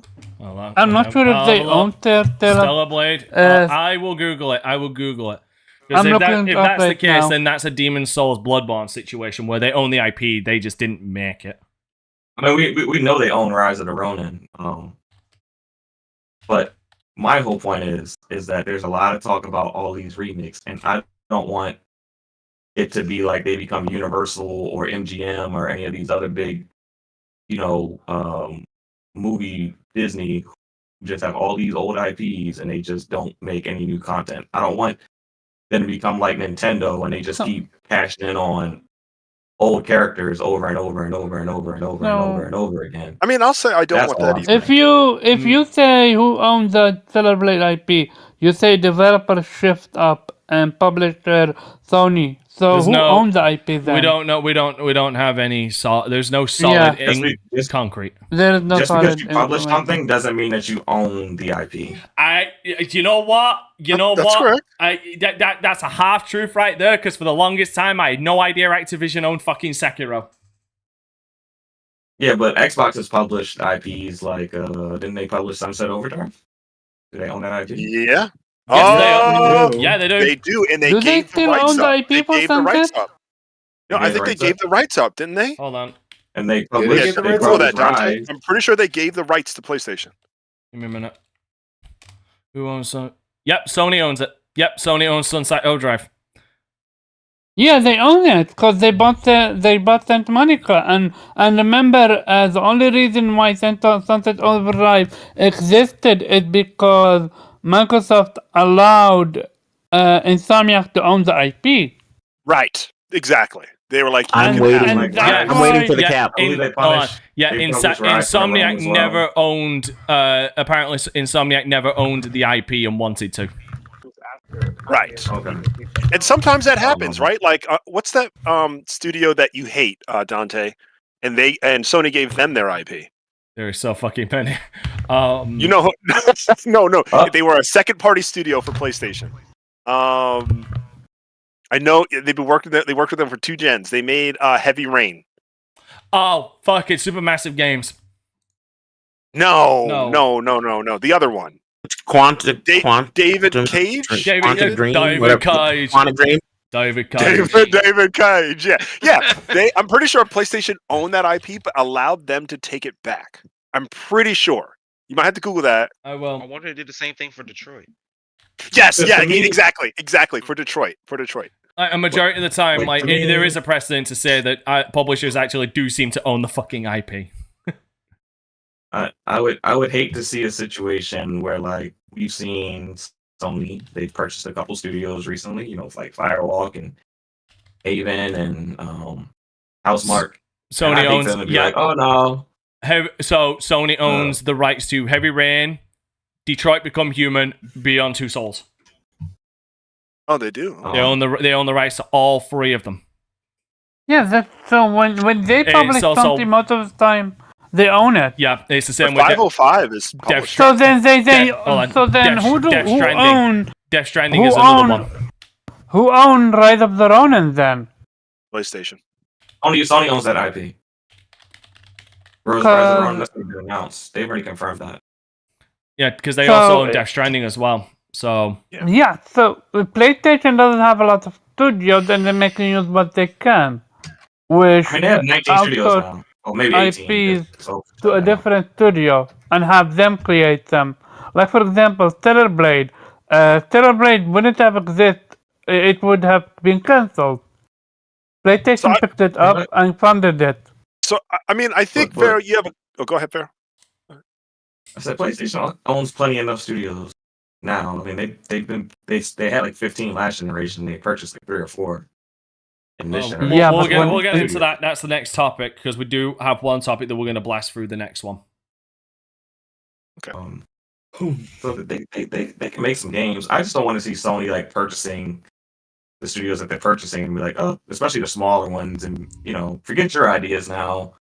Here's what we want you to make. Like I would hate to see that. I want to see like, just some new stuff. Like I would like to see Insomniac get a chance to actually do something new instead of just doing licensed products and legacy IP, because all they've done is Ratchet, Spider-Man, now they're doing Wolverine. They have yet Sunset Overdrive. Hold on, let me have a look at Insomniac games. They may have one. Maybe because it's being purchased. Like I would like to see. Well, to be absolutely fair, to be absolutely goddamn fair, as far as like the games industry and as far as like the games industry and like the development time goes, I think it's a little too soon to say that they're only being shoved into that, considering they've only made when by time of purchase they would have only made 3 games underneath Sony. 5. Right. Once this new Spider-Man 2 drops and once Wolverine drops, that's 5 games that they made before they had a chance to make their own game. Hold on, wait, weren't they purchased after the first Spider-Man? Correct. Before the first Spider-Man. They were purchased before they made Spider-Man. No, they were purchased. It was after. It was after. man. Spider-Man was a hit, and that allowed Yeah, they make I after you drop the hit, bro. Yeah, because then they made Stormlands, because they had Seedling, Stormlands, Strangulanes, because then you had Ratchet and Clank Rift Apart, which I could have sworn was announced like before they even was purchased as well. Actually, like I might be on crack there. Yeah, I think it was the 2020 PlayStation reveal that they showed Ratchet and Clank. Was it? Okay, so I'm on crack then. So that was announced afterwards. So it would be 1, 2, 3 game. Okay, 4 games technically they would have made. But which is weird because here's the thing: can you really class Ratchet and Clank? Because Insomniac have been like attached to Ratchet and Clank because they're the first developers that made it. Like that's their baby. Like yeah, Sony owns the IP, but like that's Insomniac's baby. Yeah, and Insomniac. Okay, best way to describe it: Insomniac birthed that motherfucker. Sony merely adopted it. they're the stepfather. Is there something that you'd want Insomniac to make? I just want them to make something new. I just want them to get the opportunity but to make something what do you new. mean? What do you mean with to get caught up in licensed products? Oh, I don't want that either. But my stance on it is, for me at the moment, it's a little too early to look into that, given how long development can take. Yeah, because the output has been pretty fast.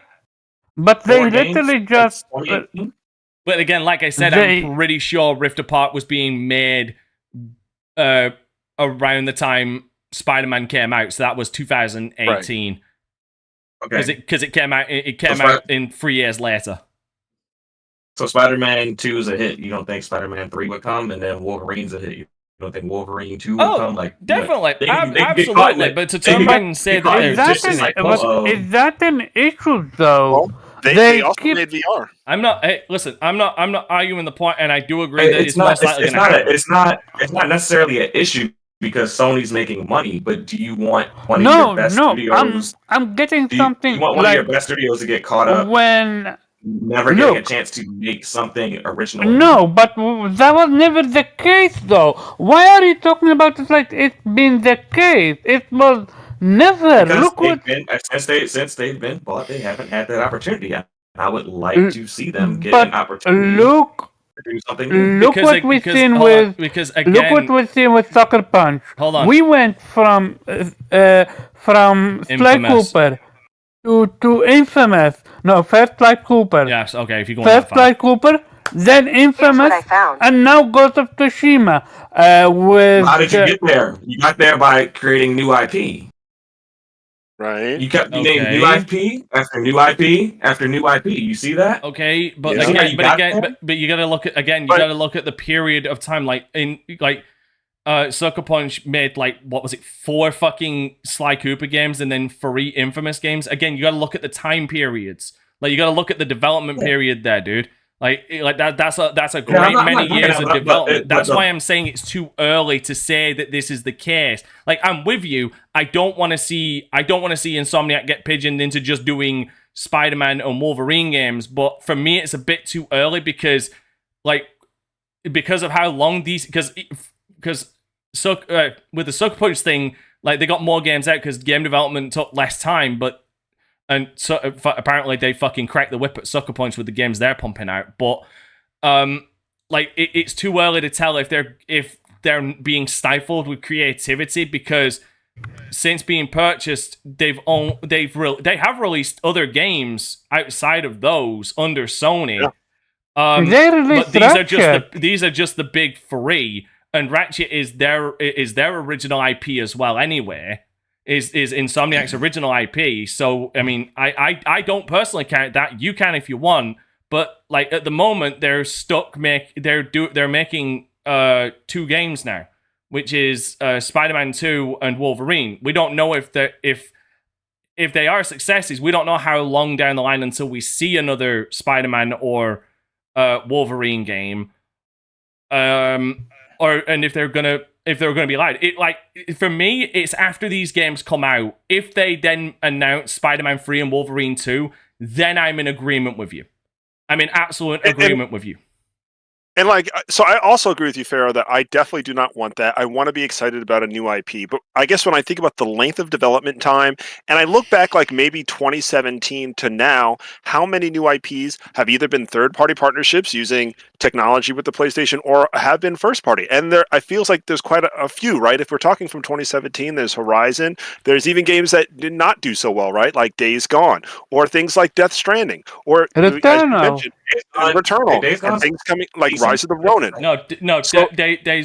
That's actually a misconception there, Kofi. Days Gone actually did make its money back. Okay, good point.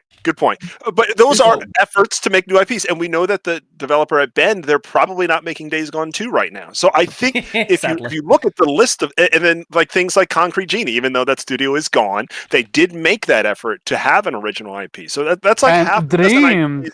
That's like clearly PlayStation be making IPs. Right, and Dream. So not this generation, not this generation in specific. But you're talking about the life cycle of a studio in the beginning of the cycles, though. I just focused on one studio, but this generation we've only got one new IP from Sony, and we only know of one new IP from Sony. Right, but I just think when you start, like you were acknowledging for developers over at Xbox, you have to acknowledge the time of development for some of these studios crossing over to the gen. I'm not saying that the game should be out right now.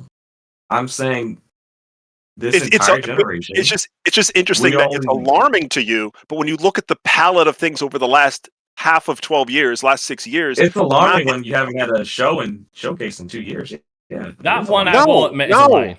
I mean, I don't like the fact that they don't have a show, but the fact that you're saying that it's alarming, it's just like, if you look at the list of games, you're saying they don't count because in this entire discussion, I have not said anything doesn't count. Hold on, does Death Stranding not count? I mean, because that Sony owns the IP. The don't count discussion is not coming from me, so that's something you'd have to ask them.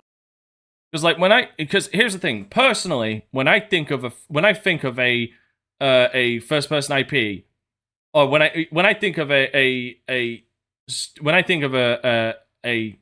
game that is synonymous with a console, usually it meets one of 3 criteria. 1, it's made by a studio that company owns. B, that studio put an exorbitant fucking amount of money into getting that game made by a third party studio. Or C, they own that IP, because then technically they do own that IP. No one else can touch it but them. Demon Souls, even though From Software made it, that is a Sony game because it came out not only exclusively on their console, but also they own the IP. Death Stranding falls into that category as well. They pumped a lot of money into Kojima Productions to make that game, and they own the IP. Returnal. Well, Tsushima. They own Sucker Punch, so that falls underneath that by So default. clearly they've been making new IP for up the wazoo. Right. Like if you were sitting down and this playing... generation, this particular, if we're looking at just PS5 generation, they have not.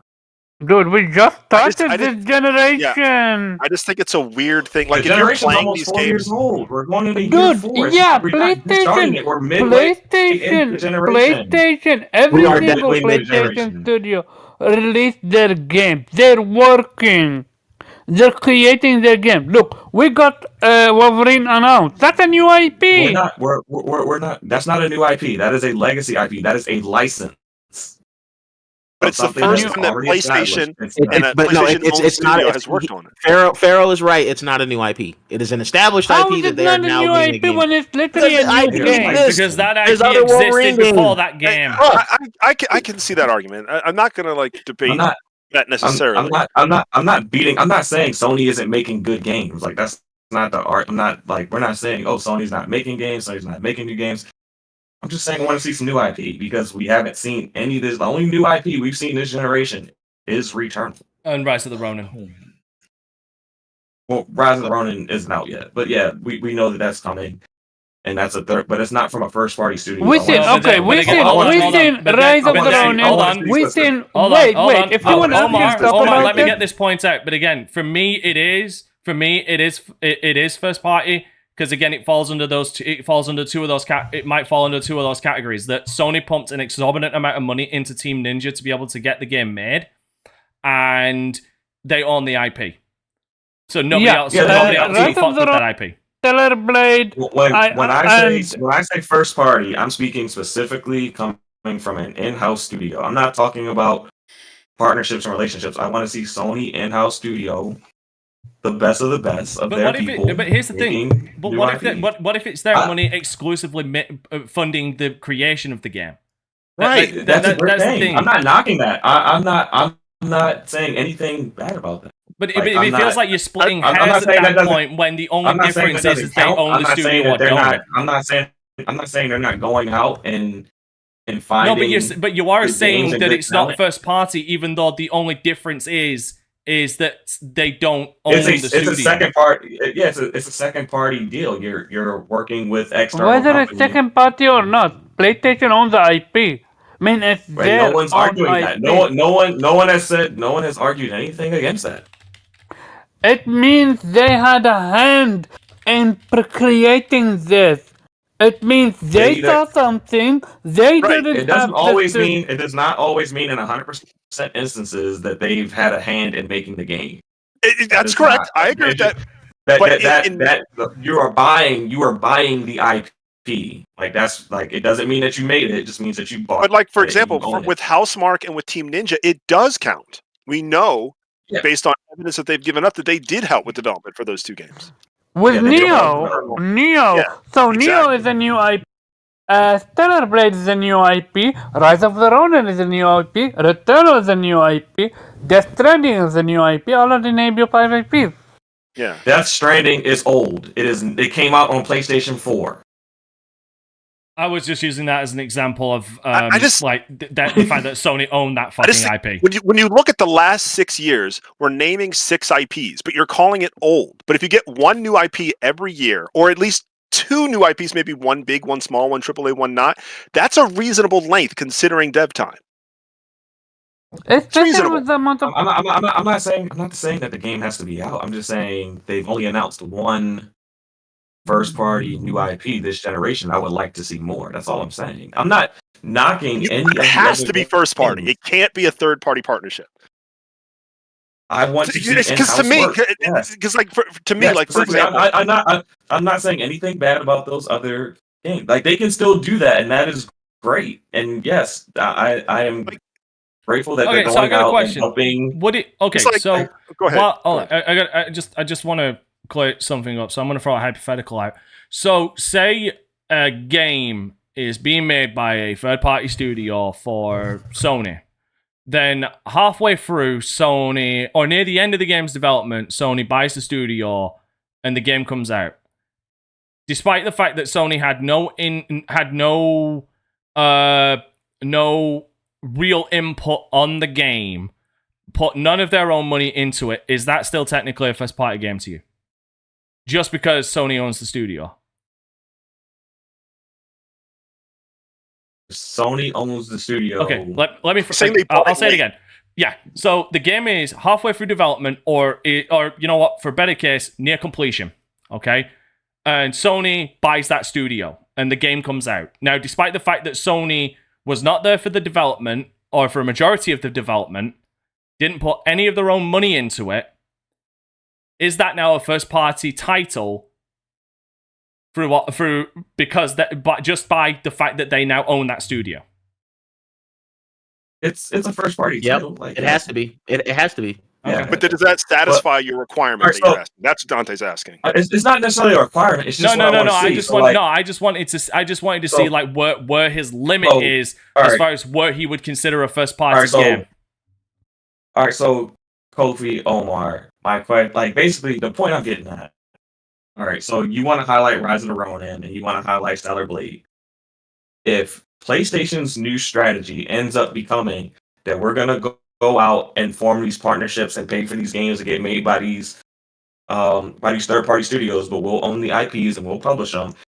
Meanwhile, all our in-house studios will only work on legacy content, and we'll never get anything new from those in-house studios. So Santa Monica will only create God of War from now on. Sucker Punch will only create Ghost of Tsushima from now on. But all your new stuff will come from third-party relationships. Are you cool with that? I'm not cool with that. All right, then that's the whole point that I'm getting at. I want to see something new from the in-house stuff. I got you. I don't have a problem with all the other stuff. All the other stuff is great. But I still want to see something new from the in-house. I want to see at least one new game from the in-house, and I don't think that's asking too much. For me, I go back to my own thing of I think you're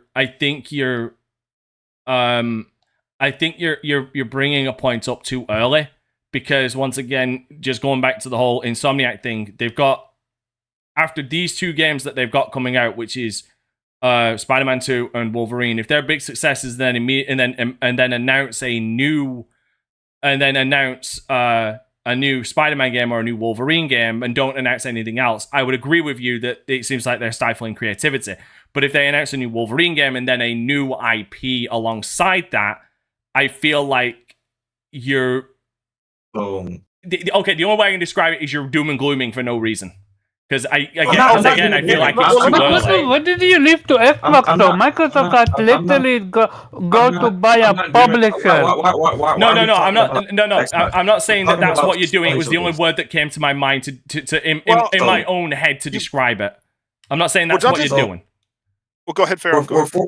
We're 4 years into a new generation. It's not new anymore at this point. We're basically about to hit the midway point. And Santa and my point. It's not that much to say 4 years. Okay, isn't it like 2.5? We're about 4 years.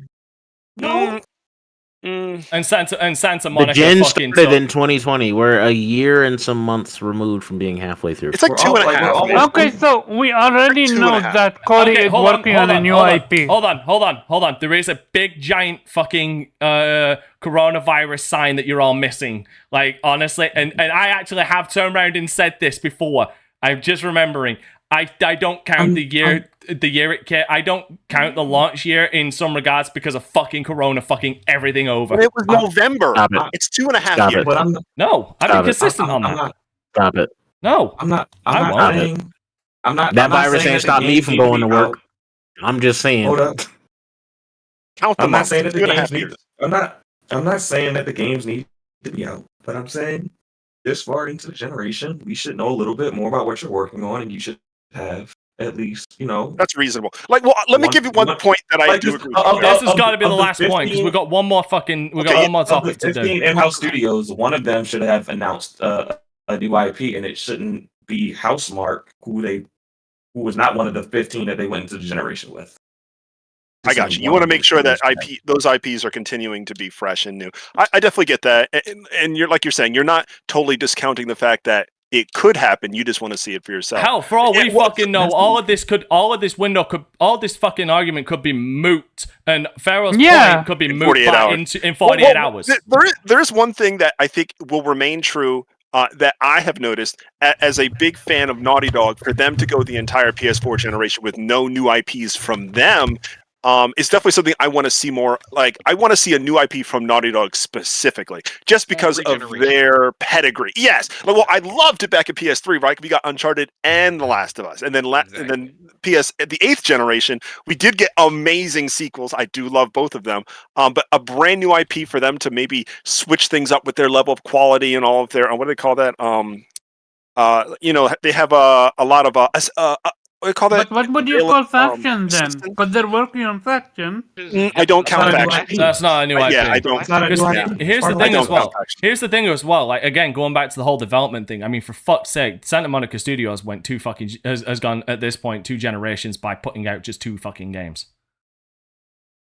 So that's true. Santa Monica is also very much because the one game they worked on PS3 was Mod Nation Racers. That's like the last random off kilter game. No, 2 gens ago. No, they worked on because this is the thing as well. This is where all of this weird shit. This is where all of this collusion with studios gets really fucking messy, because in the God knows how many fucking years. Actually, give me a sec. From 2013 to 2018, that is 5 years, and then an additional 4 years. In the 9 years since God of War Ascension, they put out 2 fucking games. Oh, since Ascension? And that apparently, hold on, shut up. I'm still making a point. That's God of War and God of War Ragnarok. Those are the only 2 games that they have fucking made themselves. But the problem is they've worked on so many other fucking games since then. Yes. Like they helped with Fat Princess Piece of Cake. They helped with fucking God of War 3 Restored. They helped with The Order 1886. Everybody's gone to the Rapture, Fat Princess Adventures, Bound, Here They Lie. And also they were working on their own IP and got cancelled. So a lot of stuff happened in studios. Yeah, got canceled. Like I said, like a lot of these studios are not just working on their games; they're helping other studios work on their own fucking games. Yeah, but I think you're concerned. Job to make excuses. It's for why they didn't produce. It's just their job. Right. And for example, I know that Santa Monica helped with either a Capcom game or something. Right. Like, so it's not like a studio for PlayStation, once they're done with a game, they're gonna make a new game. No, most of the time they become support studios. They support each other, and that's usually during the period that's of pre-production, when the creative teams are storyboarding and coming up with ideas for new studios, so that the teams there can still get paid for working on something. Like that is a fact. Like a lot of studios. This is why you don't see this isn't even a Sony exclusive. A lot of studios do this. If a studio is literally sat on their hands, the team will be allocated to go and help with other projects. Whether it's at EA, Activision. Well, Activision just basically fucking murder studios to do that. Look at what they did with Raven and Toys for Bob. While the creative side of that studio is syncing up with a new game, and once everybody's free, they start work on a new IP or whatever game they want to work on.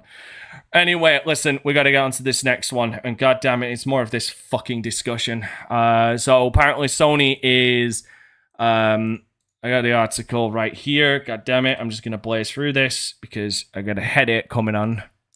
So yes, reportedly Sony is gearing up to make more acquisitions.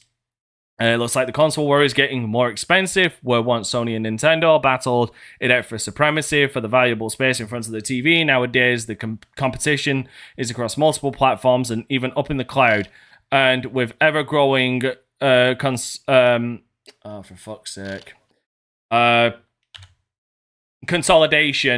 As giant games companies gobble up smaller ones, no one wants to be left behind. The Financial Times reports that Sony is looking to get even more serious with mergers and acquisitions. As the news at a news conference, Sony's president Haruko Totaki said the company could spin off its financial arm in order to ramp up its investment capabilities. In order to expand our growth over the medium to longer terms, we will need the ability to invest in image sensors and the entertainment business at a completely new level, he said. The games industry has been consolidating for some time, but recent activities have been both on the higher intensity and size, with the likes of Take-Two buying up Zynga for $12.7 billion, Sony acquiring Bungie for $3.6 billion, and there's also, of course, the case of the mammoth $68.7 billion deal that Microsoft is trying to push through for Activision Blizzard. Microsoft in the past years have acquired ZeniMax Media, Bethesda Softworks for $7.8 billion. Meanwhile, game colossus Tencent has been increasing its stakes in various games companies, most notably Ubisoft. Sony is in the conglomerate is a conglomerate of various businesses, in which PlayStation is one, but the company also includes a luscious image sensor arm, which supplies camera sensors for many mobile phone manufacturers. Of course, as well is its financial unit, which includes the group's online banking and insurance businesses. It is this financial arm that Sony wants to list publicly to generate the necessary funds to invest in other companies, while it would still retain around 20%. The FT quoted longtime Sony analyst David Gibson, an MST Financial, who said the initial public offering for Sony Financial would help the company be aggressive in mergers and acquisitions. Consolidation in entertainment has been happening, and Sony doesn't want to be left behind, Gibson told the Financial Times. Investors seem happy with Sony's plans as its share prices rose following the news. Sony has been beefing up its entertainment arm besides video games, with acquisitions in EMI, music publishing for $2.3 billion, and the $1.2 billion for anime streamer Crunchyroll in the past 5 years, while it is also taken stakes in Elden Ring makers From Software. While Microsoft and Sony are both consolidating, the other major console player, Nintendo, has said it's not pursuing the same strategy.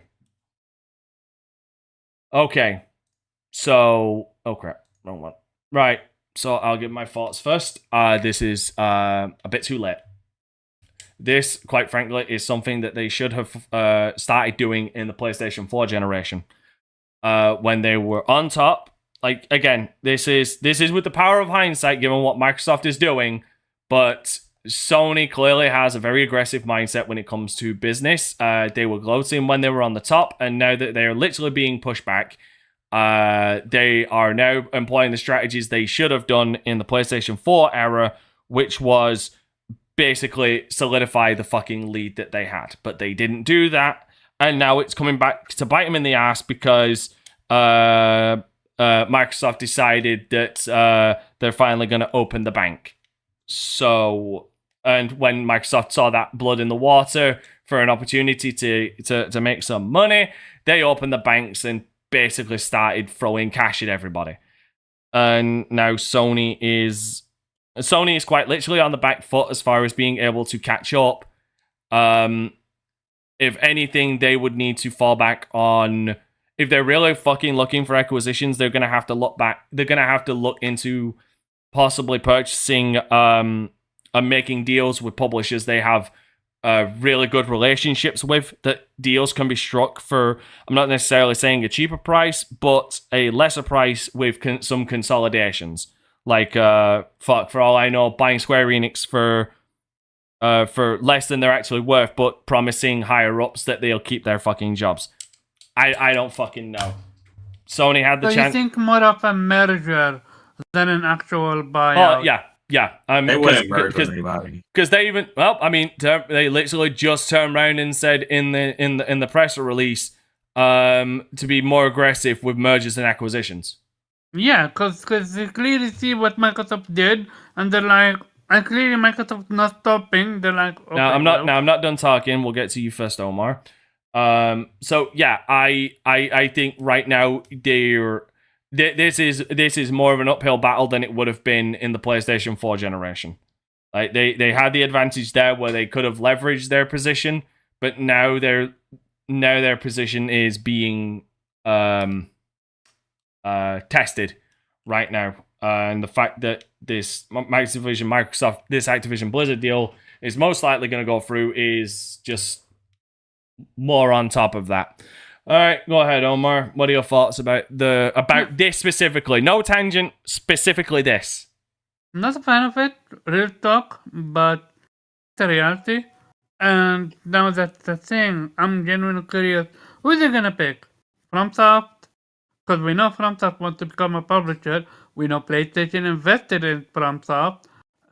Square Enix, Capcom. We know PlayStation helped Capcom a lot. And I mean a lot. Sega maybe. We know PlayStation and Sega have a lot of interaction when it comes to their music. So PlayStation have a lot of stuff to focus on and see what they're gonna do. But hey, I'm genuinely curious who they're gonna pick. If not, they already bought Square Enix, but have yet to reveal it. They're waiting on the whole Activision Blizzard situation to either go through or not go through. As of right now, they don't have enough money allocated to acquire. Do you really think that everything is done with money? The connection, that's what all about. Everything. You can Nobody's literally selling a create company When off it comes connections, to bro. business, everything Exactly. revolve around money. That's why it's a business. You can create a merger. They literally just said merger. You would have to announce. You would have to announce that. Yeah, but They're would both you publicly actually traded. announce? Would you actually announce a You're merger? legally obligated. As Yeah, a if you publicly put traded pen company. into paper. But if you're waiting for a deal to either go through or not go through before you do your own merger, You can't like do the merger both without not- the paperwork, bro. Then it hasn't happened. It's not a merger then. I mean, you can talk about it. Okay, yeah, but I'll talk until about it's- it. A plan to do it. Guys, How about can we that? stay on topic and let him get his piece out? Okay. Have you got your piece Okay, out? but yeah, and that's my point. If you really want to rebuttal him in your 5 minutes. All right, Jube, you can go next. Okay. I'm glad, hopefully, that they're allocating more money. I mean, we are now in an era of stockpiling content and,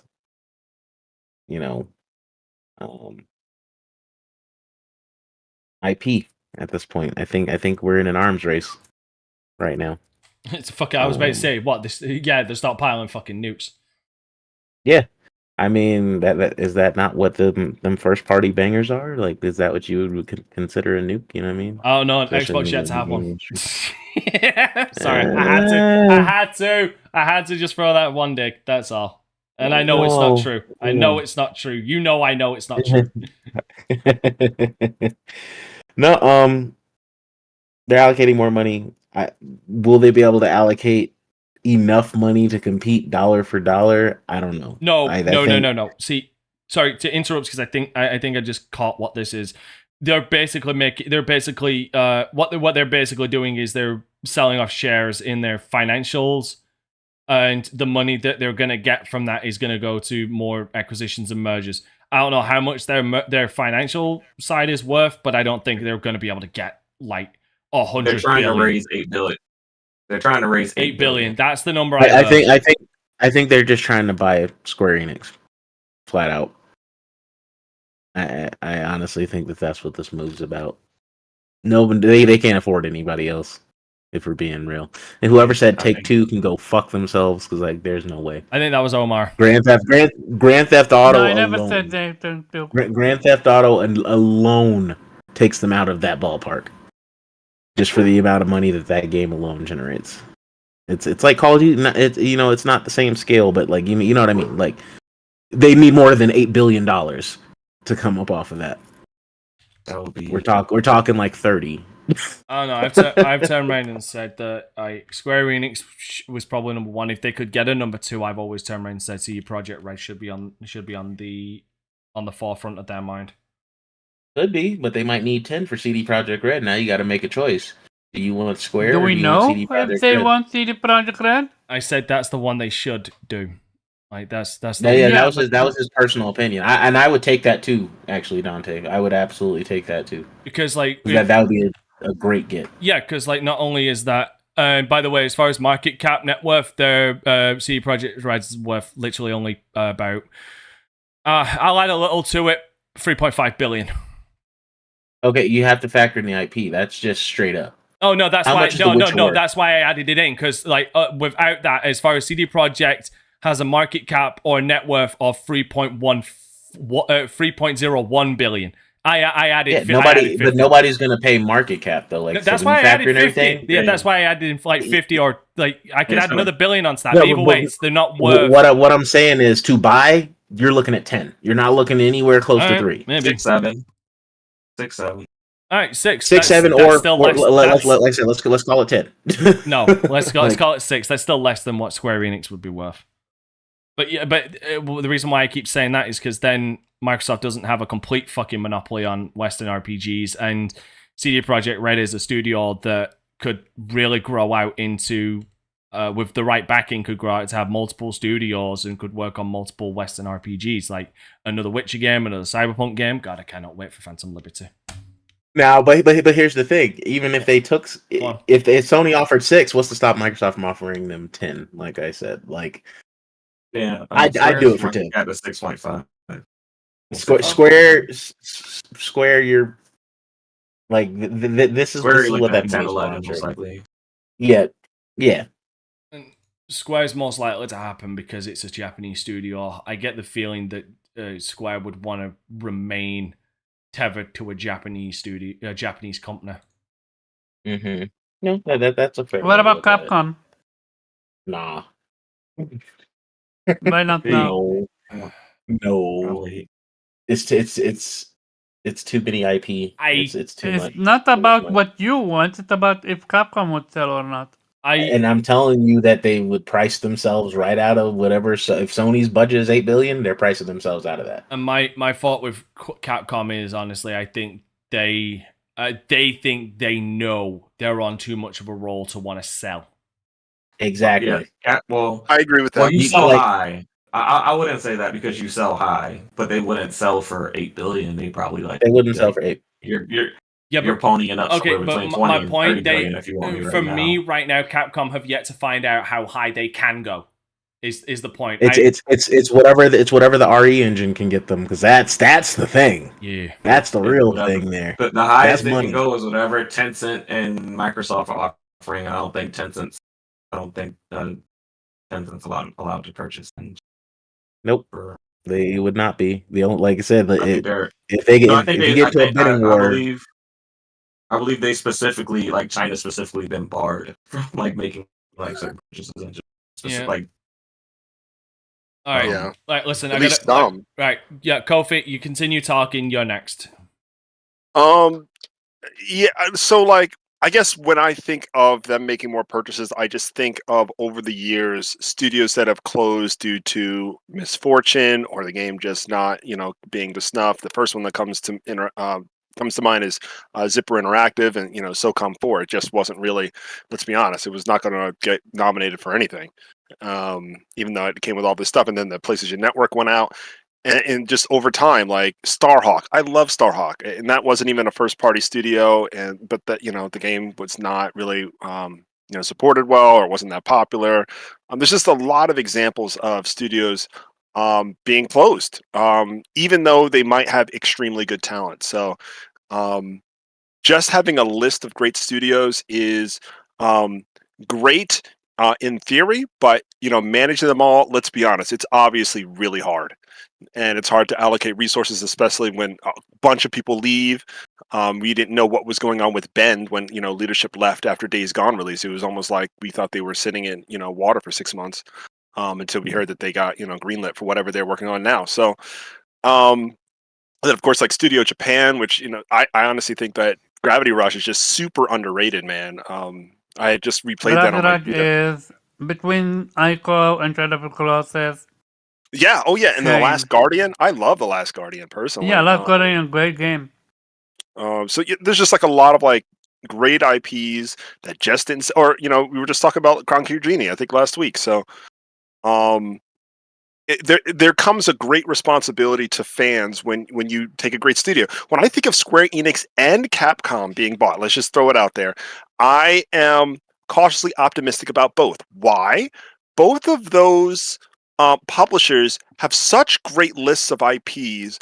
I'm concerned that you could lessen your opportunities to see more of them. So, like for example, if Square Enix is purchased, I noticed that a large, and Reggie will agree with me on this, a large portion of their popular IPs are not even released on PlayStation. Right? If you're talking about Bravely Default or the original Octopath Traveler or Dragon Quest Treasures, or there's like a bunch of games that are only going to PlayStation. Like currently, their contract with Front Mission, even though I did hear rumors that Front Mission is coming to PlayStation now. But there's a good like half dozen games within the last 2 years that Square Enix only puts on Switch, and it seems to they sell pretty well. Like for example, Alive sold pretty well on Switch. We don't know the sales right now on the PlayStation side. So there's a space there for people who want games that are smaller on something like Switch that's handheld, and it's not like some AAA experience that requires like the best resolution in the world, best frames in the world. And if PlayStation were to get them, or like a Capcom, are they going to stay true to both types of audiences? I think maybe more so for Capcom games, like we saw like Mega Man Battle Network. You guys probably saw that game sold pretty darn well. Like people were like, "Oh, is it going to sell?" No, it sold pretty good on both PlayStation and on Switch, and on I guess it was on Steam as well. So I think maybe PlayStation could handle some of the Capcom IPs that are a little bit more dormant. Obviously, I'm thinking like Breath of Fire. I would love for them to make an effort for all of them over the process of a gen. Obviously, it's really hard to say like, oh, we're reviving 7 IPs at the same time. There's a process to it. So I just don't know, like if like just speaking of Square Enix, if they do acquire Square Enix, they really need to say like, we want to stay true to all the games that have been published by Square Enix in the last 10 years. That's a lot. They like we were just talking about, Dante and you and I were debating, I think earlier this year. They went crazy in 2022. And like a new Star Ocean and Diofield Chronicle, new IP, and Live Alive and Triangle Strategy and Paranormal Sight. It's just like, calm down. And are they gonna be able to say, all right, well, half of these IPs need to be better games, and the other IPs are just going to be next gen? And then the next gen, are they going to stay true to that? Be like, all right, look, we didn't do Star Ocean, so now Star Ocean, tries to bring you back and make keep you around, since you've been around doing this since '95. It's a little bit harder when you're the only platform of choice, as opposed to keeping this like staggered rhythm where like PlayStation's getting like, oh, my time's up. I'm sorry. I'll stop. I think you guys get my point. Yeah, to add on to that, that's one of the reasons I don't want them to buy Capcom, because we see what they're doing with PC and fucking and Square Enix, and what Square Enix is like on PC. I dread what a Sony owned Capcom would be like on PC. We wouldn't see a new Monster Hunter. Yeah, we wouldn't get a new Monster Hunter or a new fucking Resident Evil game for a fucking year. It might be a totally different rhythm. Mad. Yeah, it could completely change the rhythm. So yeah. And if that's the case, then fuck that. Like, seriously, fuck that. Who's next? Pharaoh. I mean, it's interesting to see that they're doing it, and I know they need IP, I know they need studios, but if you are literally selling off pieces of your company in order to make these purchases, I would hope that they're not trying to buy the most expensive thing that they can, because once you buy it, you have to fund it. And I don't want to see them purchase a Square Enix if they have to then like slash 40% of the company and only keep the IPs that they deem, valuable. I don't want to see that, but I do feel like Sony is, with how aggressive Microsoft is being, because we know they've already stated that, whether or not this Activision deal goes through or not, they're still planning to purchase more um studios and maybe even another publisher. They are kind of in the impossible situation of protecting IPs that they don't own but were very valuable to the platform. Um, so they got to be very strategic in who and what they purchase. Maybe they don't, purchase whole studios. Maybe they go to a studio and purchase this IP, that IP, that they deem as essential to their platform. That way, it's not as burdensome on Sony, the corporation, to intake this huge company, all its employees, and all of the budgets and stuff that comes with that. So I would like to see them continue to do what they're doing, purchasing studios like Firewalk and things like that, and kind of doing the third party deals that we've seen with Rise of the Ronin and things like that. But I don't want them to spend to the max of their budget and not be able to fund these publishers. That's the last thing I want to see. All right, Zero. I mean, I understand. I Yeah, don't you hate care the for it. consolidation. I don't care for it at all. And Kofi brought up a very good point. Like, if who here has played Bravely Default 1 and 2? I know I did. I have 2. I haven't played it much, but I do own it. You know what I mean? So like, do I lose Bravely Default because Square wants to compete with Microsoft? Sony wants to compete with Does Live Alive never exist? Because what chance is Square going to do it? Like, people keep clamoring for Legend of Dragoon. That's something Square owns, and they've done Sony nothing with owns. it. Excuse me, Sony owns, and they've done nothing with it. You know what I mean? Like, I don't True. want that, and I'm already sitting on my position of like the stuff that Nintendo owns, they don't seem to be doing anything with, like Kid Icarus. Like, I don't really. It becomes exhausting to then want to rely just on the big three to make games.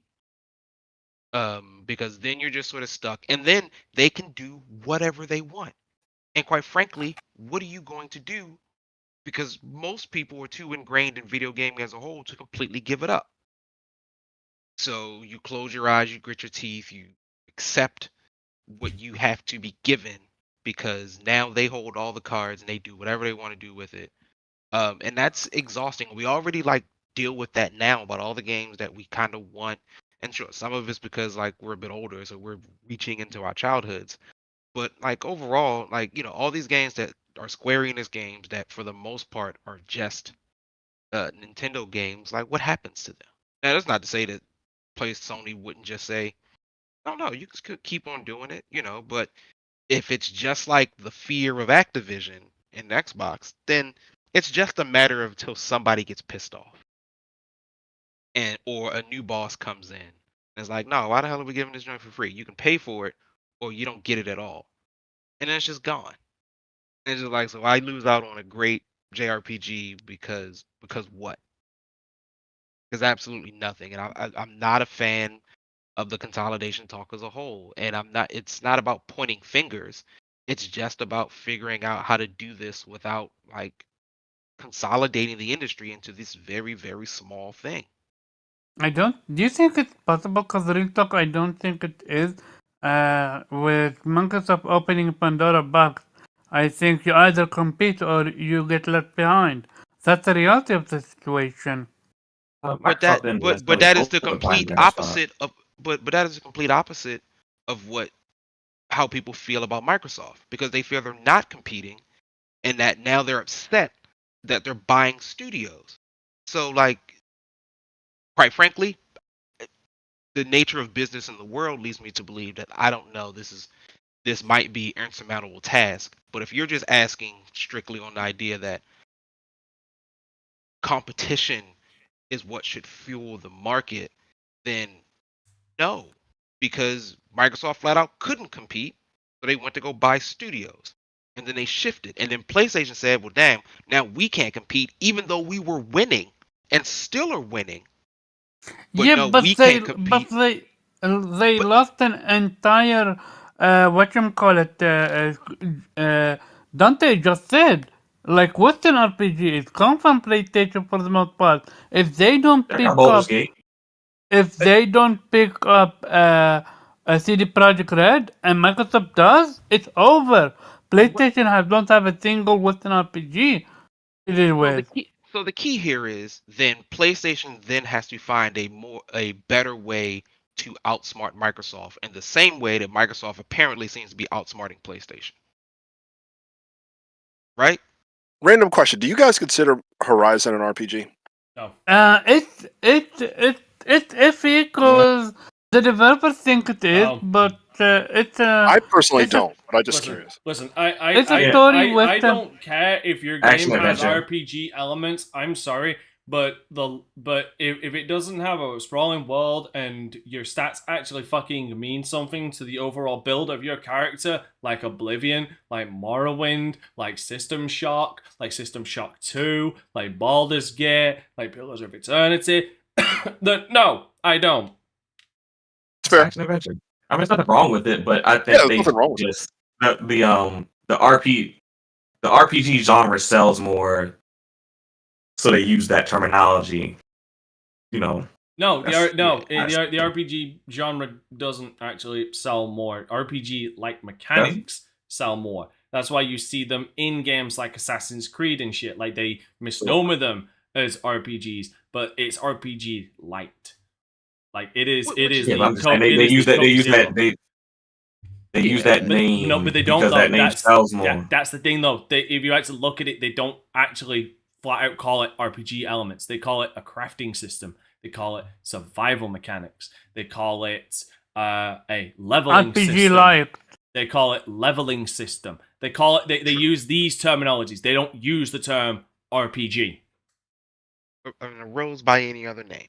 But, Arose you by know, any other name, but a rose by any other name is lost on the common folk when they don't know what the fuck a real RPG is. but you know, it's and I'm done really for the most part. It's just like I don't. You don't No, want this, again- right? Nobody wants this. Well, no, I don't want it. But But we're in it. But I made it clear that like I'm not pointing fingers because business is a bit of an inevitability. You can point at whoever you wanted to. It could be Xbox, but realistically, it isn't, right? If Tencent's been doing this already for a long time, just nobody cared about the stuff that they were doing it for. See, the weird thing But is, the is difference is with Tencent, they're not exclusive. So you're no, that isn't even the reason. No, the difference is Tencent have been buying small shares in a lot of companies, not buying them like wholesale. They're just taking longer to get to what Xbox is just deciding to do initially. I understand. I get it. And the longer it takes, the better. But like, I don't know if this is an inevitable outcome of just what the industry is supposed to be. But one wonders, how do you reverse it, or did the industry need to be this way to begin with? There, you know, we just love the fighting games, and look at where all those different fighting games came from. All those various people. Is it even possible to have that if like the big three just control everything? I don't know. I'm not a fan of it. I absolutely not. Alright, Omar, you're next anyway. Make it short, make it sweet. I think I already went Did with you? this topic. Did I I miss, think okay, I was the fifth did I one. miss anybody? Did nobody else go?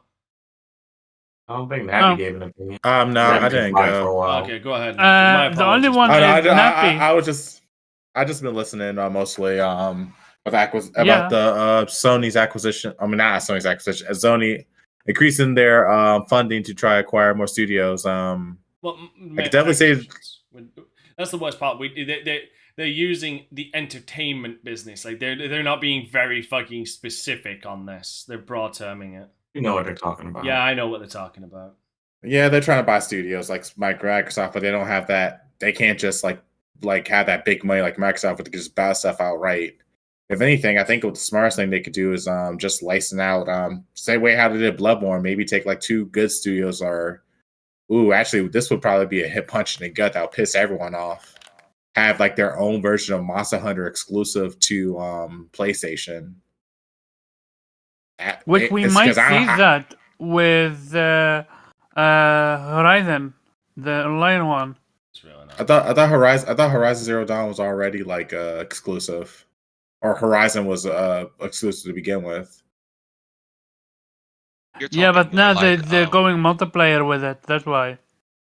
No, I think but you're talking more like let's Mortal Kombat on Sega versus Super Nintendo. Something like that. Wasn't Wildheart attended for that? I don't know if Wildheart was really attended for to be an exclusive. That doesn't matter because Wildheart kind of sucked.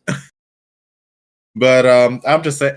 I mean, it seems like Sony's just doing this as a response to Microsoft because I think honestly everyone knows at this point that Microsoft may win this deal with Activision, and Sony's just trying to do whatever they can to combat that or come up with good IPs or possibly buy other studios.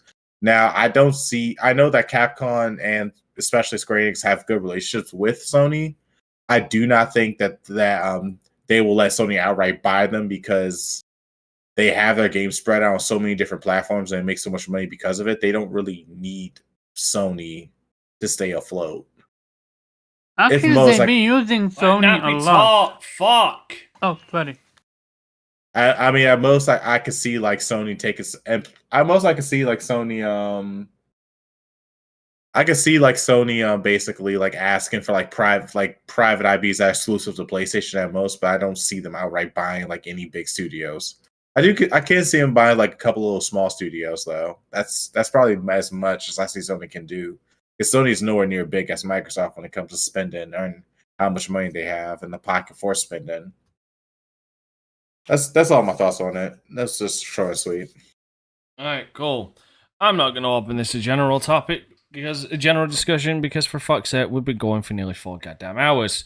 So because of the goddamn predictions, god damn it. All right. Well, I said let's get us to the outros then. Nappy, give us your outro, my guy. Okay, guys. So later on this week, you can type in that Nappy Stitcher on YouTube channel, and you're going to see a review of this controller finally. The module controller for PlayStation 4, 5, and PC. Also have other controllers I have to review, like this one for Big Big One that I got. This is a Bliss controller for Nintendo Switch and PC. This wired Xbox 8-bit Do controller for Xbox and PC. And they sent me, I got another controller sent to me that got a review from 8-bit Do. That is the PC version of their Ultimate controller. So, yeah, I got quite a bit of controllers we got to review during the summer. And, yes, if you guys want to find me, just go on the YouTube channel, just type in Nappy Stitcher. You can find me there. You also can find me on Twitter if you just type in Nappy Stitcher.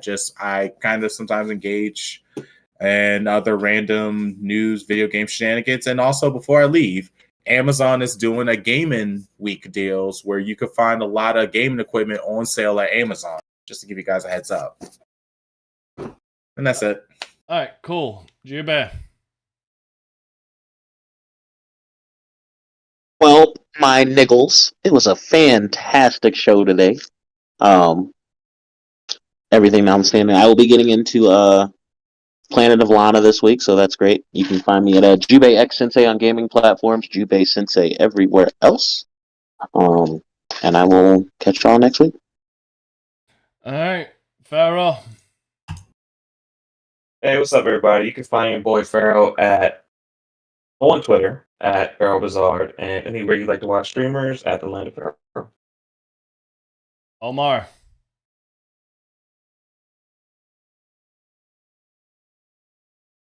Kofi. Omar, make sure you come back. As usual, guys, though, you can catch me at creative_Kofi on Twitter. And let me think. I think this Friday I might be on Crossfire with Mooch, which is always really entertaining, lots of shouting, and I'm sure we'll be talking about reactions to the what's it called? Showcase. And I'm gonna be playing something. So I'm really conflicted, guys, because I realize there's something coming out this month that I really want to play, but I don't know. We'll see. Megaton Musashi for life at this point. Level 5, they where it's at. So you'll see me posting about that.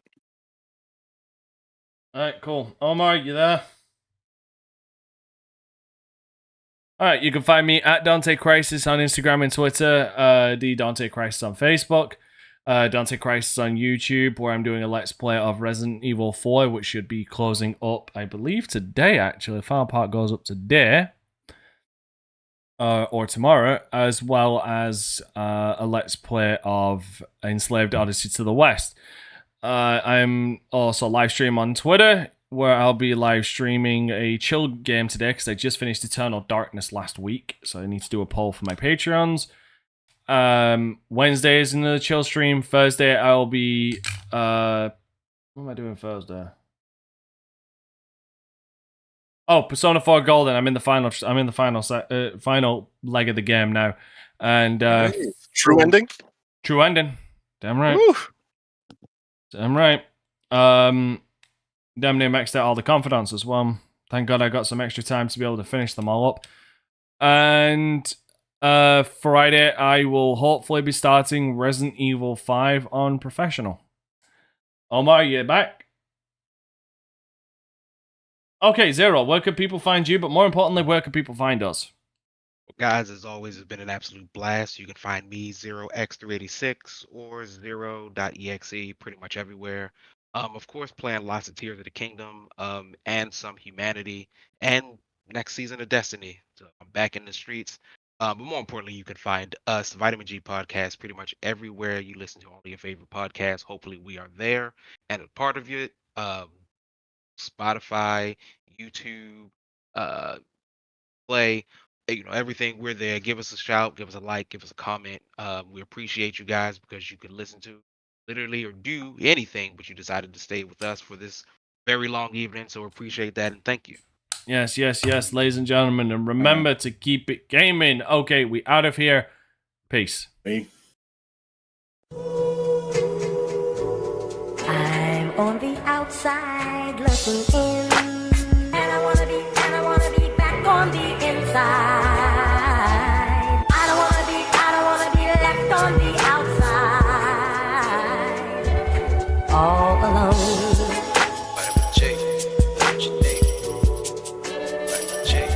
All alone.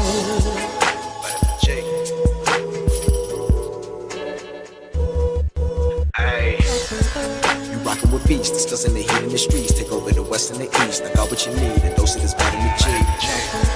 You rockin' with beats, discussing the heat in the streets. Take over the west and the east. I got what you need, a dose of this vitamin G.